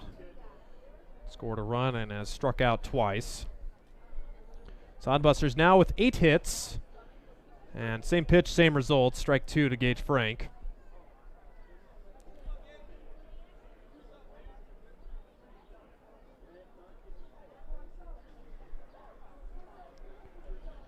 Here's that 0-2 way inside for ball 1.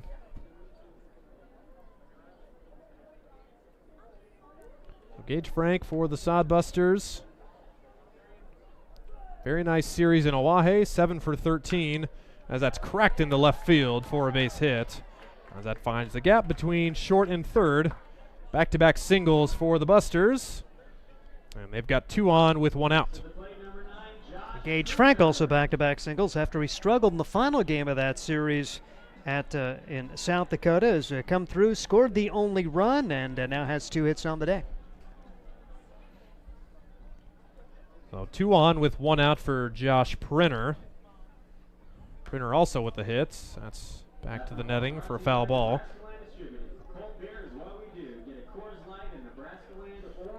Prinner, another Arkansas guy but not a wonder boy. Prinner attending Allen Community College and be at Arkansas Little Rock. That pitch is bounced in there for ball 1. If I tell you the Sodbusters have 10 hits, you feel pretty good about the offense. Just 1 run. Can't say much about that, 1-1, good stop there behind the plate. Bond knocks that down. Josh ahead in the count, 2-1. Outfield shaded slightly in for Printer. Infield pretty much straight up. To the left side on a hop bobble there. And everyone will reach there as Kitchen's not able to handle that. Ran into Hiltbrand, but he gets to third regardless.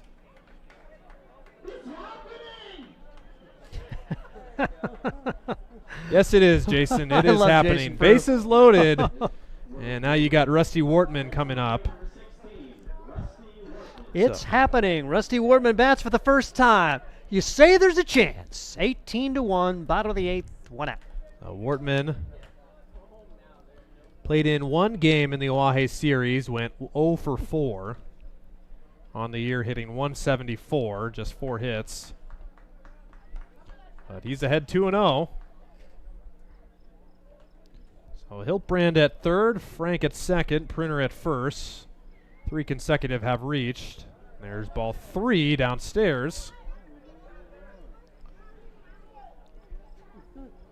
Probably be willing to bet money that take sign is on here? Let's find out. Swafford from the windup and right down the pipe, taking all the way for strike one. There's the first strike. Now got some freedom to swing away here. And there's ball 4. So Wortman works a 5-pitch walk and drives in his second run of the year as Hiltbrand crosses the plate for the second sodbuster run. And the bases remain loaded for Nick Jones. So Jones an opportunity for an RBI. The official score did give Printer a hit on his previous ball in play. And ball gets away, but no advance there. Probably a good idea to keep the runner at third there. Don't want to run into an out on the bases. Have Jones drive him in the old-fashioned way. Jones is a guy who likes hitting at home as he swings and misses at that pitch. Coming into the game, Nick Jones hitting .333 at home and just .182 on the road. Something about Duncan Field that he likes here as pitch is fouled off towards the sodbuster dugout for strike 2.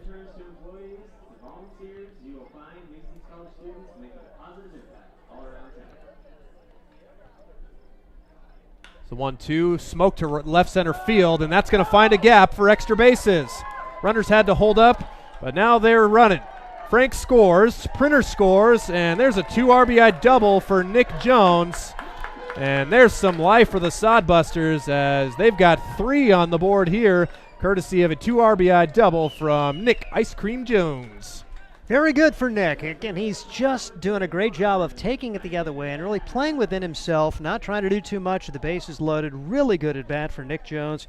He had that really solid game on the road in the middle of the game of the series when he knocked in 4 and giving Sodbuster fans something to cheer about. There we go. Jones finds a gap. Seems like those gaps have been hard to come by.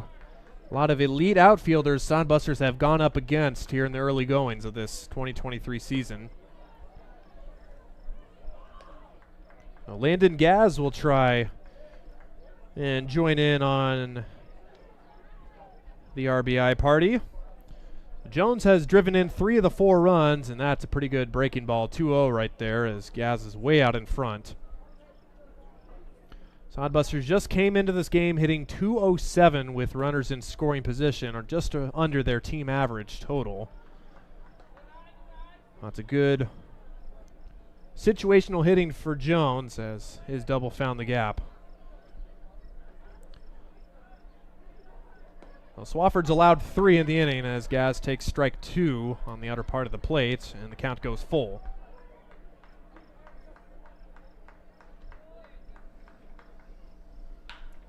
To center, and that is over the head of Lynham, and that will roll forever. 2 runs will score. Gaz on his horse around to third, and he is in there standing up with a 2 RBI triple. Welcome to Hastings, Landon Gaz.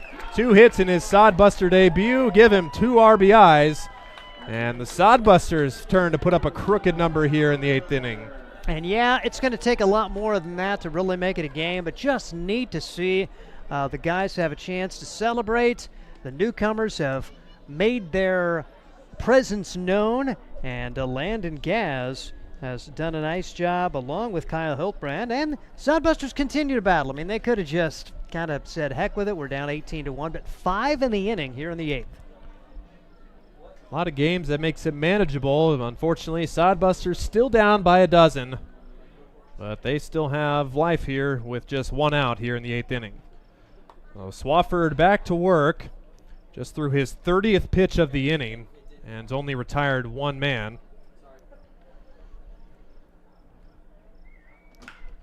To the left side and through for a base hit for Nolan Oliver as Gaz comes home to score and make that 7 in a row, reaching for the Sodbusters as Oliver with the RBI single. And for Oliver, his 2nd run driven in this year. Going to be a visit to the mound here for Trevor Varley, but the biggest offensive inning of the year at home for the Hastings Sodbusters. It looks like there is going to be a pitching change coming for this Nebraska Prospect squad. But really nice to see. Yes, the game is probably decided, but you're just trying to find some stuff to build on, and maybe the offense can find a way to come through. You look at it, 16 hits on Friday, 11 hits on Saturday, both of those wins against Oahe, 14 hits in this game for the Hastings Sodbusters. So offensively, finding a way to at least put up a fight here the last few games. So 14 hits now for the Sodbusters, 22 for the Prospect, combined 36 hits. So if you like offense, you picked the right game to watch or come to. So we'll have a new pitcher for the Prospects, and we'll tell you all about it right after this. There's nothing like relaxing on a summer day. Nothing like taking in a Hastings Sodbuster baseball game. And there's nothing like an ice-cold Pepsi to make the day perfect. Pepsi Cola of Hastings wants to make your nothing like be the best day it can be, whatever the occasion. Enjoy your favorite refreshing Pepsi product throughout the Sodbuster season and make your nothing like memories. Pepsi Cola of Hastings, a proud sponsor of Hastings Sodbuster Baseball. Hastings Sodbusters baseball's in full swing, bringing you another fun-filled summer of high-level collegiate wood bat baseball at historic Duncan Field. A great way to spend a summer evening with your families at a Sodbusters baseball game. Go online to HastingsSodbusters.com for their home game schedule or to purchase tickets. Hastings Sodbusters Baseball. It's a hit. Got the spirit of the game. The Hastings Sodbusters. Pitching change for the Prospects. Prospects will turn to Sam Aragi, Lincoln East graduate, to just finished up at Hutchinson Community College. As for Raggi, he will be the third pitcher, second reliever, rather fourth pitcher, third reliever for the Prospects, as they turn to position player Easton Swafford, try and get 3 outs. He only was able to get 1 and gave up 6 runs, all of them earned. So as it stands right now, Swafford exits, allowing 6 hits, 6 earned runs with a walk. He's still responsible for Oliver at first, but they'll turn it over back to their regularly scheduled bullpen in Sam Raggi. 1-0 record for the right-hander. Raggi with a 2.33 ERA, 9 innings pitched and 5 relief appearances. Here's Calvin Johnson taking ball 1 high and tight. Johnson flew out to right field to end the 7th inning and will be the 9th man to bat in the Sodbuster 8th inning. Raggi ready. And there's a fastball for strike 1 at the knees.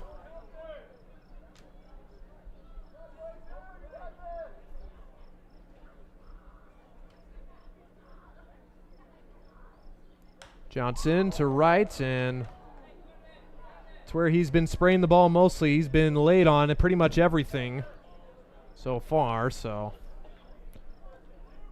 watch out right side. Johnson down in the count 1-2. Oliver remains at first. Here it is. Inside for ball 2. Breaking ball missing inside. Sodbusters already with 6 in the inning to go along with a 5th inning run. 7 runs on 14 hits. 2-2, breaking ball is high for ball 3. So Johnson's worked the count full. And you got Anthony Chavez waiting on deck.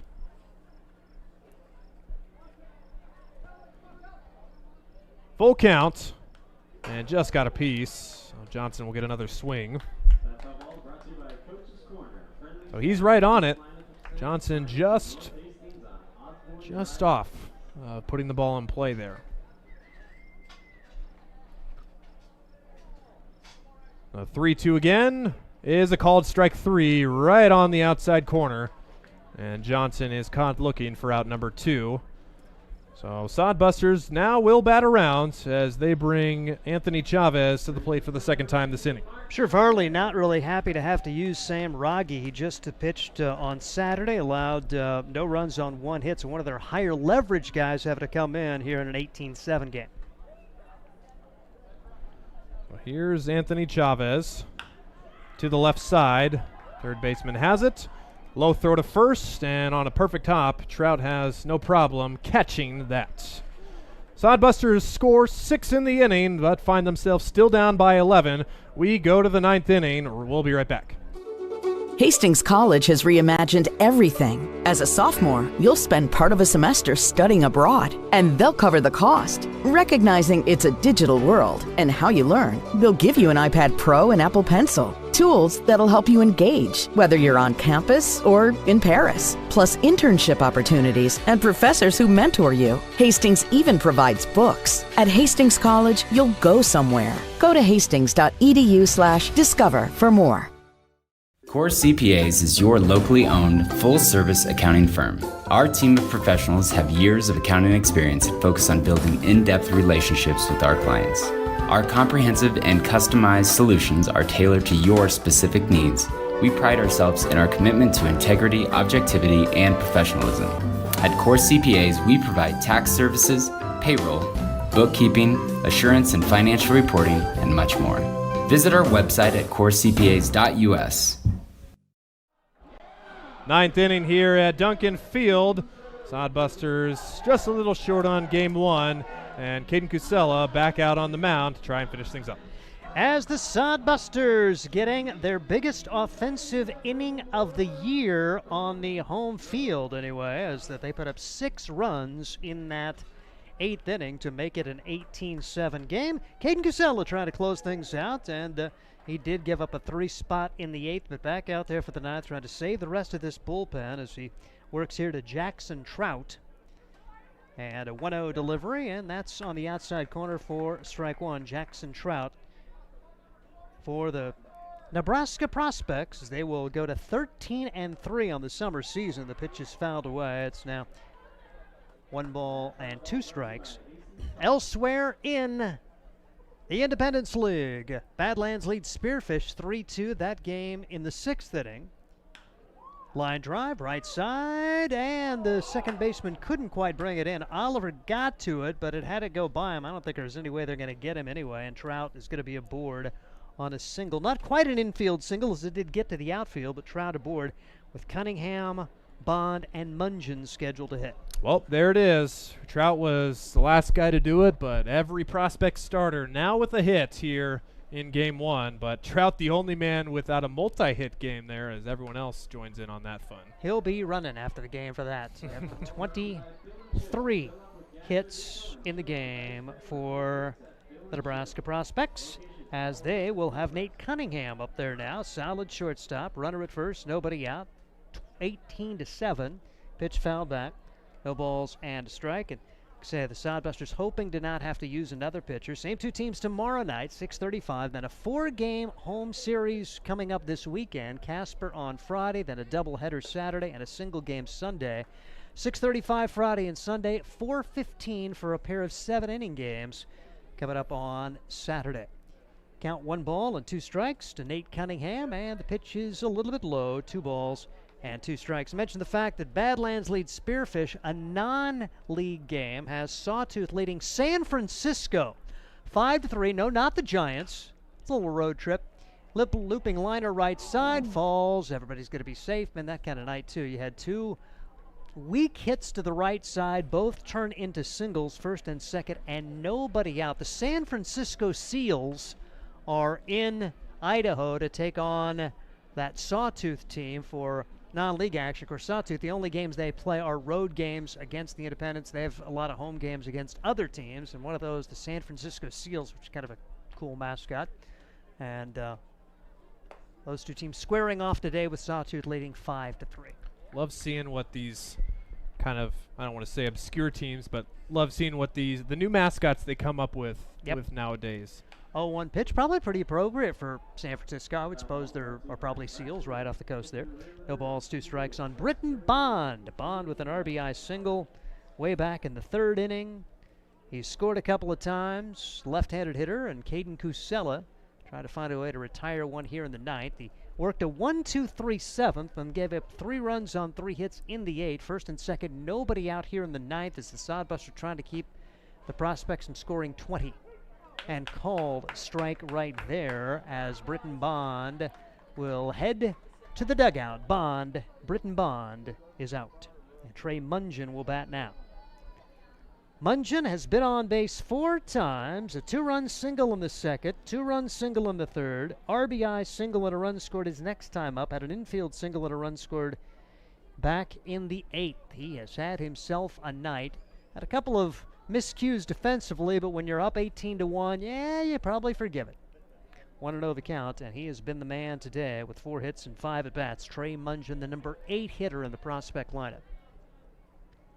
Caden Cusella gets that first out of the ninth, and the pitch is swung on and missed here. 1 ball and 1 strike. Standings in the Independence League heading into today: Badlands 15-5, Fremont 15-6, Casper 9-8, and you've got the 3 teams battling it out for 4th. This pitch is in the dirt, doesn't get far enough away for Wortman for anybody to advance. 2 balls and a strike. You've got Spearfish at 4-13-1, Hastings 4-15, Oahe at 3-15-1, and then the 2 teams which are not going to be playing for postseason honors. Nebraska Prospects outstanding at 12-3, and Sawtooth 6-5 against Independence League teams. They're 12-7 overall. Pitch just misses the inside corner. Now 3-1 the count on Trey Mungen. 2 on, 1 out, top of the ninth, 18-7. Prospects on top. Pitch fouled away, and I think I got a piece of Wortman. You don't want to see a catcher get hurt because maybe, I know we're really deep on catchers. Now Jones is still a DH. Wortman apparently okay as the home plate umpire Kurt Schmidt walks the ball out to Casella just to make sure Wortman's okay. He had Zach Vitale go out after being hit by a bat, but apparently was okay. The early prognosis after he underwent concussion protocol. So hopefully Vitale's back in the lineup, maybe as a middle infielder tomorrow. Cabranes was lifted for Wortman defensively just to give Marcos a little bit of time off. And Caden Cusella comes back and strikes out Mungen. So back-to-back strikeouts after back-to-back singles. 2 on, 2 out for Cade Lynham, number 9 hitter, trying to turn the order over for this Prospect squad, which leads at 18-7. Great deal in the ninth here. The beer batter strikeout. All beer in your fridge is now free. Great job, Caden. Pitch is on the outside corner. And great job, Jason Frew. He comes up with the lines. You just never know. He's the on-field PA guy for the Hastings Sodbusters, helping make it a show, and he's amazingly positive. It's not been easy for a lot of reasons here, these last 3 home games in particular. Most of the home games were competitive early on, but the last 3 have gotten away from Hastings big time, and hope for a competitive game tomorrow against these same Prospects. Bouncing ball right side, Printer takes it to the third baseman to get the out there. Good job for Josh Printer. Nice decision to get the forced play at third. He was going right toward third, so they forced Trout at third, and it goes 6-5 on the put out there. Lynham reaches on a fielder's choice to end the top of the ninth. Sodbusters coming up in the bottom of the ninth. It's 18-7, and this is Sodbusters Baseball. Are you tired of lousy internet and faceless customer service? It's time to experience local, honest, hassle-free, and exceptional. That's the Allo promise. We not only provide crazy fast fiber internet, crystal clear TV, and dependable phone service, but we choose to become a part of the communities we serve and love when everyone calls or stops by our store to say Allo. So don't settle for mediocre, settle for exceptional with Allo. Visit us at allofiber.com/local.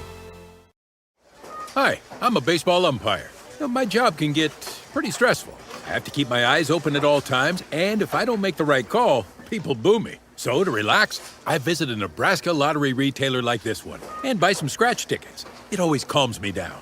Hey, you cut in line. I did not. All right, you're out of here. Hey, he didn't cut. All right, you're out of here. I feel better already. The Nebraska Lottery. Top prize odds vary by game.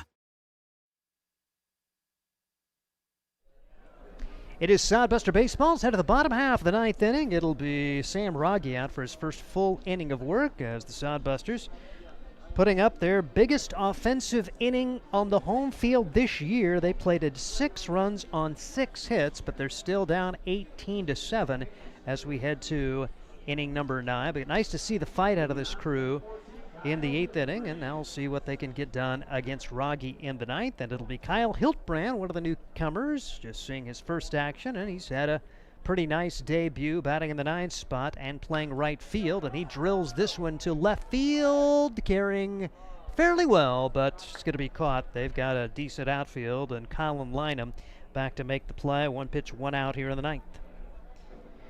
Back to the top of the order, Gage Frank. Frank had a little mini slump going back to that final game of the series in South Dakota, as he had the hit for the cycle day on Friday, but then followed that up with an 0 for 4 day, and then struck out his first 2 times today, but since then has come through, and he scored a couple of runs here for this Sodbuster team, and lost this one high in the air to right field. And coming on and making the grab at the shoe top level was their backup players. They brought in Wilson, and Jack Henry Wilson able to make the play there in right. So 2 pitches, 2 outs, and down to the final hope. The Sodbusters are going to have a new batter. This is Jacob Nesvara hitting for the first time today. He'll be batting for Josh Printer in the 9th. 18-7. Nesvara on the year, just in a pinch hit and replacement role. 0 for 4. Yeah, it's 2 outs in the 9th inning. Why not number 1 right here? That's right. And, you know, everybody on this team wants to have a chance to play. And so, yes, it's a throwaway at bat, if you will. But here's Nesvara wanting to come through right here, as he will come to the plate, takes this one outside. 1 ball and 1 strike. And Scott Galusha is making an announcement. Tomorrow as well. We also have some shorts they wear. Going to have some special sales opportunity. You never know when Scott takes the mic. We kind of want to listen because, well, he's our boss, you know, and we get him on every game in the 5th inning. But apparently going to have some stuff for sale, some added apparel for sale, if you will. Pitch is taken outside. 2 balls and 2 strikes on Jacob Nesvara, a Grand Island guy who played basketball at Doane but is switching over to the baseball team and trying to just take some BP in the summer and hopefully get a little bit of playing time for the Sodbuster team. Swings and misses at 1 down at his shoe tops, gets a piece of that one, and the count 2 balls and 2 strikes on Nesvara, batting for Printer. Say, a lot of nights, 7 runs, 14 hits, you're in the game, but just didn't happen today. 2, 5, and 7 in the 2nd, 3rd, and 4th innings, taking the drama out of this one pretty early, and we've pretty much been playing out the stretch. A 6-run 8th inning, extending it with the Sodbusters making this an 11-run deficit as the pitch fouled away. Nesvara does keep this game alive as nobody on, 2 outs. Bottom of the 9th, and the Sodbusters are going to fall to 0-11 on the home field and 4-16 on the season. 2-2 with 2 outs. Rogge trying to finish things up with an inning and 2/3 of relief. Nesvara sprays this one foul on the left side, and it remains 2 balls and 2 strikes. Sam Rogge, the 4th pitcher of the day. P.J. Laux will pick up his 2nd win of the year against Hastings. This is the 2nd meeting. Nebraska won the first game 14-5. This one kind of a similar type score, 18-7. Pitch inside. But help is on the way in terms of pitching, and have a couple of new pitchers among the new players for this Sodbuster crew. And the second half of the season approaching quickly. Last day of the first half is June 25th, and then you're 0-0. Nesvara, pretty good at bat. Fouled off a couple of pitches and works a walk. So Nesvara will be aboard. And now Rusty Wortman will bat for the 2nd time since coming in defensively for Marcos Cabranes. Drew a bases-loaded walk and scored a run his last time up. 0 for 0, 1 run batted in. First pitch swinging, fouls it back. 1 on, 2 outs, bottom of the 9th, 18-7. Nebraska Prospects on top. They'll go to 13-3 on the year. outstanding crew. There were 2 games over 500 a year ago, but a lot of their dudes back, and then they throw in the Crowder Arkansas kids. Ooh, right off the back of Wortman, and trying to knock out our catcher yet. He took a foul ball earlier and takes one right off the center of the back, and he'll trot down to first, and just another bruise for a catcher. And that's a lot of teams. You got your main catcher and your backup catcher, maybe a third string. The Sodbuster team's got at least 4 catchers on the roster, and they're burning through them fast, and it's a good thing they have all of them tonight because they are getting beat up. As Wortman staying in the game, and apparently no worse. Now we'll see Nick Jones has had another Nick Jones-like night. Just very solid 2-run double his last time up, 3 RBI in the game. One of the heart and soul guys of this Hastings Sodbuster crew, and he's hoping for a lot better as this summer goes on, a returning player and getting a chance to play with his little brother, and Grant apparently on the verge of coming back after battling through an ankle issue. 1-1 pitch, and Jones fouls this away, and again he goes the other way with it. Just done a tremendous job of not trying to do too much, particularly here at home, taking the pitch the other way. And that was another one that he tried to spray toward left. 1 ball, 2 strikes, 2 outs. Bottom of the ninth, 18-7, 2 on for the Hastings Sodbusters, and the pitch just misses out. No, it is called strike 3, and Jones watches it go by. Borderline pitch, but Rogge gets the call, and that is the ball game as Hastings falls again on the home field. Final score 18-7, Nebraska over the Sodbusters, and we'll have our postgame coming up next. This is Sodbuster Baseball. Hastings Sodbusters baseball's in full swing, bringing you another fun-filled summer of high-level collegiate woodbat baseball at historic Duncan Field. A great way to spend a summer evening with your families at a Sodbusters baseball game. Go online to HastingsSodbusters.com for their home game schedule or to purchase tickets. Hastings Sodbusters Baseball. It's a hit. Got the spirit of the game. The Hastings Sodbusters. Let's face it, we move our bodies around a lot. And sometimes things happen. A tweak, twist, pull, strain, ache, or pain. At Fisk Chiropractic and Sports Care, their goal is to restore your mobility, keep you moving, and ensure your rehabilitation is effective, efficient, and stress-free. Do you suffer from headaches and neck pain, lower back or sciatica? Call Fisk Chiropractic and Sports Care today. Start to discover wellness through chiropractic care. Fisk Chiropractic Sports Clinic.com. Start feeling better now. Hastings College has reimagined everything. As a sophomore, you'll spend part of a semester studying abroad, and they'll cover the cost. Recognizing it's a digital world and how you learn, they'll give you an iPad Pro and Apple Pencil, tools that'll help you engage, whether you're on campus or in Paris, plus internship opportunities and professors who mentor you. Hastings even provides books. At Hastings College, you'll go somewhere. Go to hastings.edu/discover for more. Core CPAs is your locally owned, full-service accounting firm. Our team of professionals have years of accounting experience and focus on building in-depth relationships with our clients. Our comprehensive and customized solutions are tailored to your specific needs. We pride ourselves in our commitment to integrity, objectivity, and professionalism. At Core CPAs, we provide tax services, payroll, bookkeeping, assurance and financial reporting, and much more. Visit our website at corecpas.us. It's Hastings Sodbuster Baseball as the Sodbusters fall by a score of 18-7, 18 runs, 24 hits for Nebraska. They commit 3 errors. And for the Hastings Sodbusters, 7 runs, 14 hits, and 2 errors.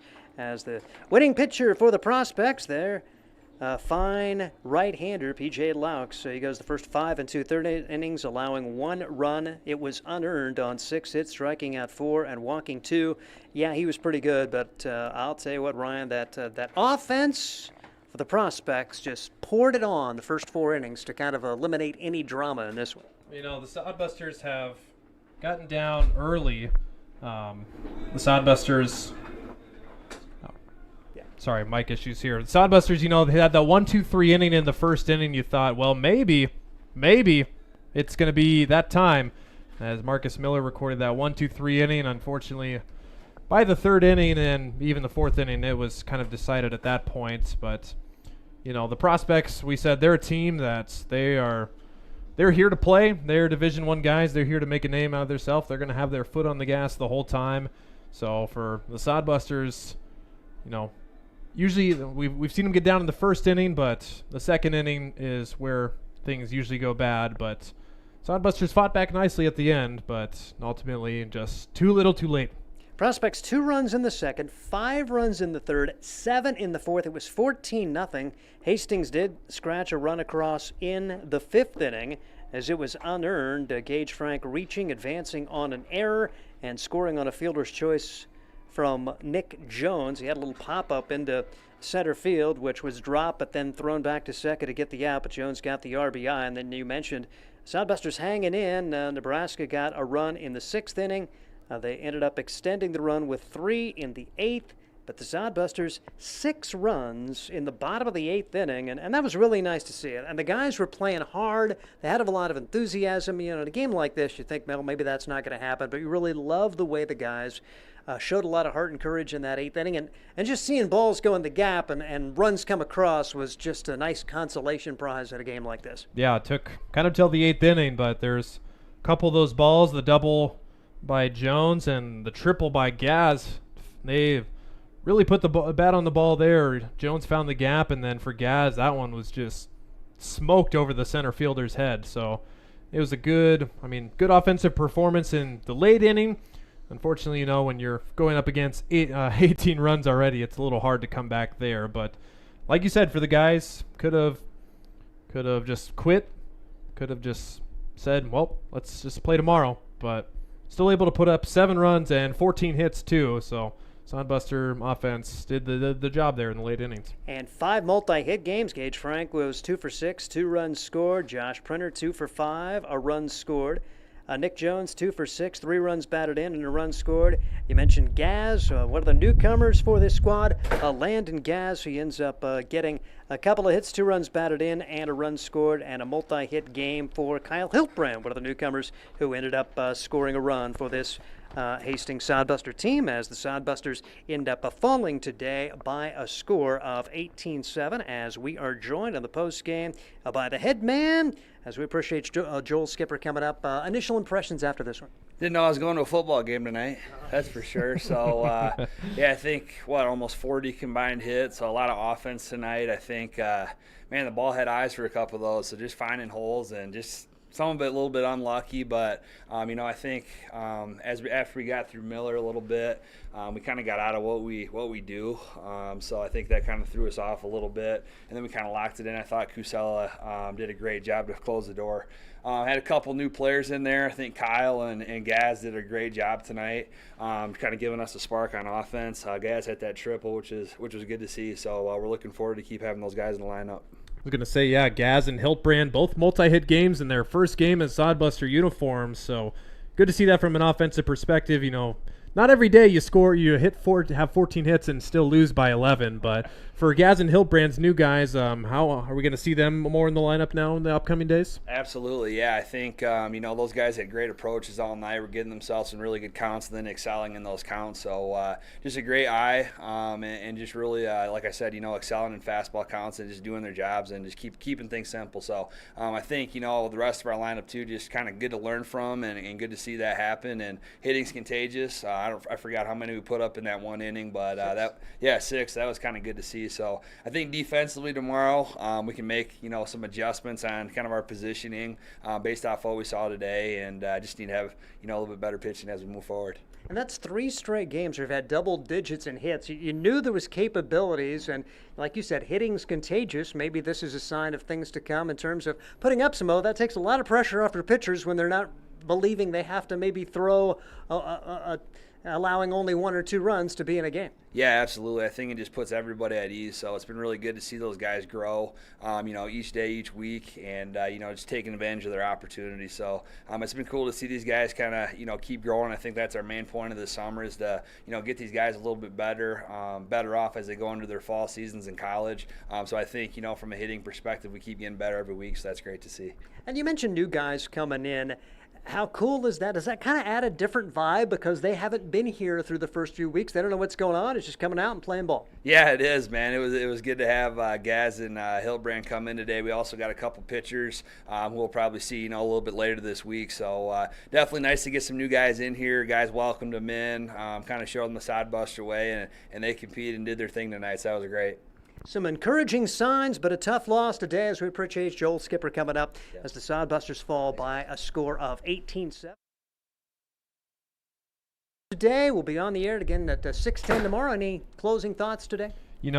Like we said, take this one. It's a tough pill to swallow. Get on with it, but come back tomorrow stronger and go for the dub tomorrow. All right, so we will sign off for now. Again, 6:10 for our broadcast tomorrow night. Sodbusters fall by a score of 18-7 for Mason Hendricks and for Ryan Valenda. I'm Steve Stein, and this is Sodbuster Baseball. Catch the spirit of the game. The Hastings Sodbusters. Get the ultimate fan experience at a Hastings Sodbuster game this summer. Enjoy high-level collegiate summer woodbat baseball at the beautiful and historic Duncan Field in Hastings. Baseball and a whole lot more. Affordable family fun. That's what the Sodbusters and the Independence League are all about. Sodbuster Baseball. It's your team.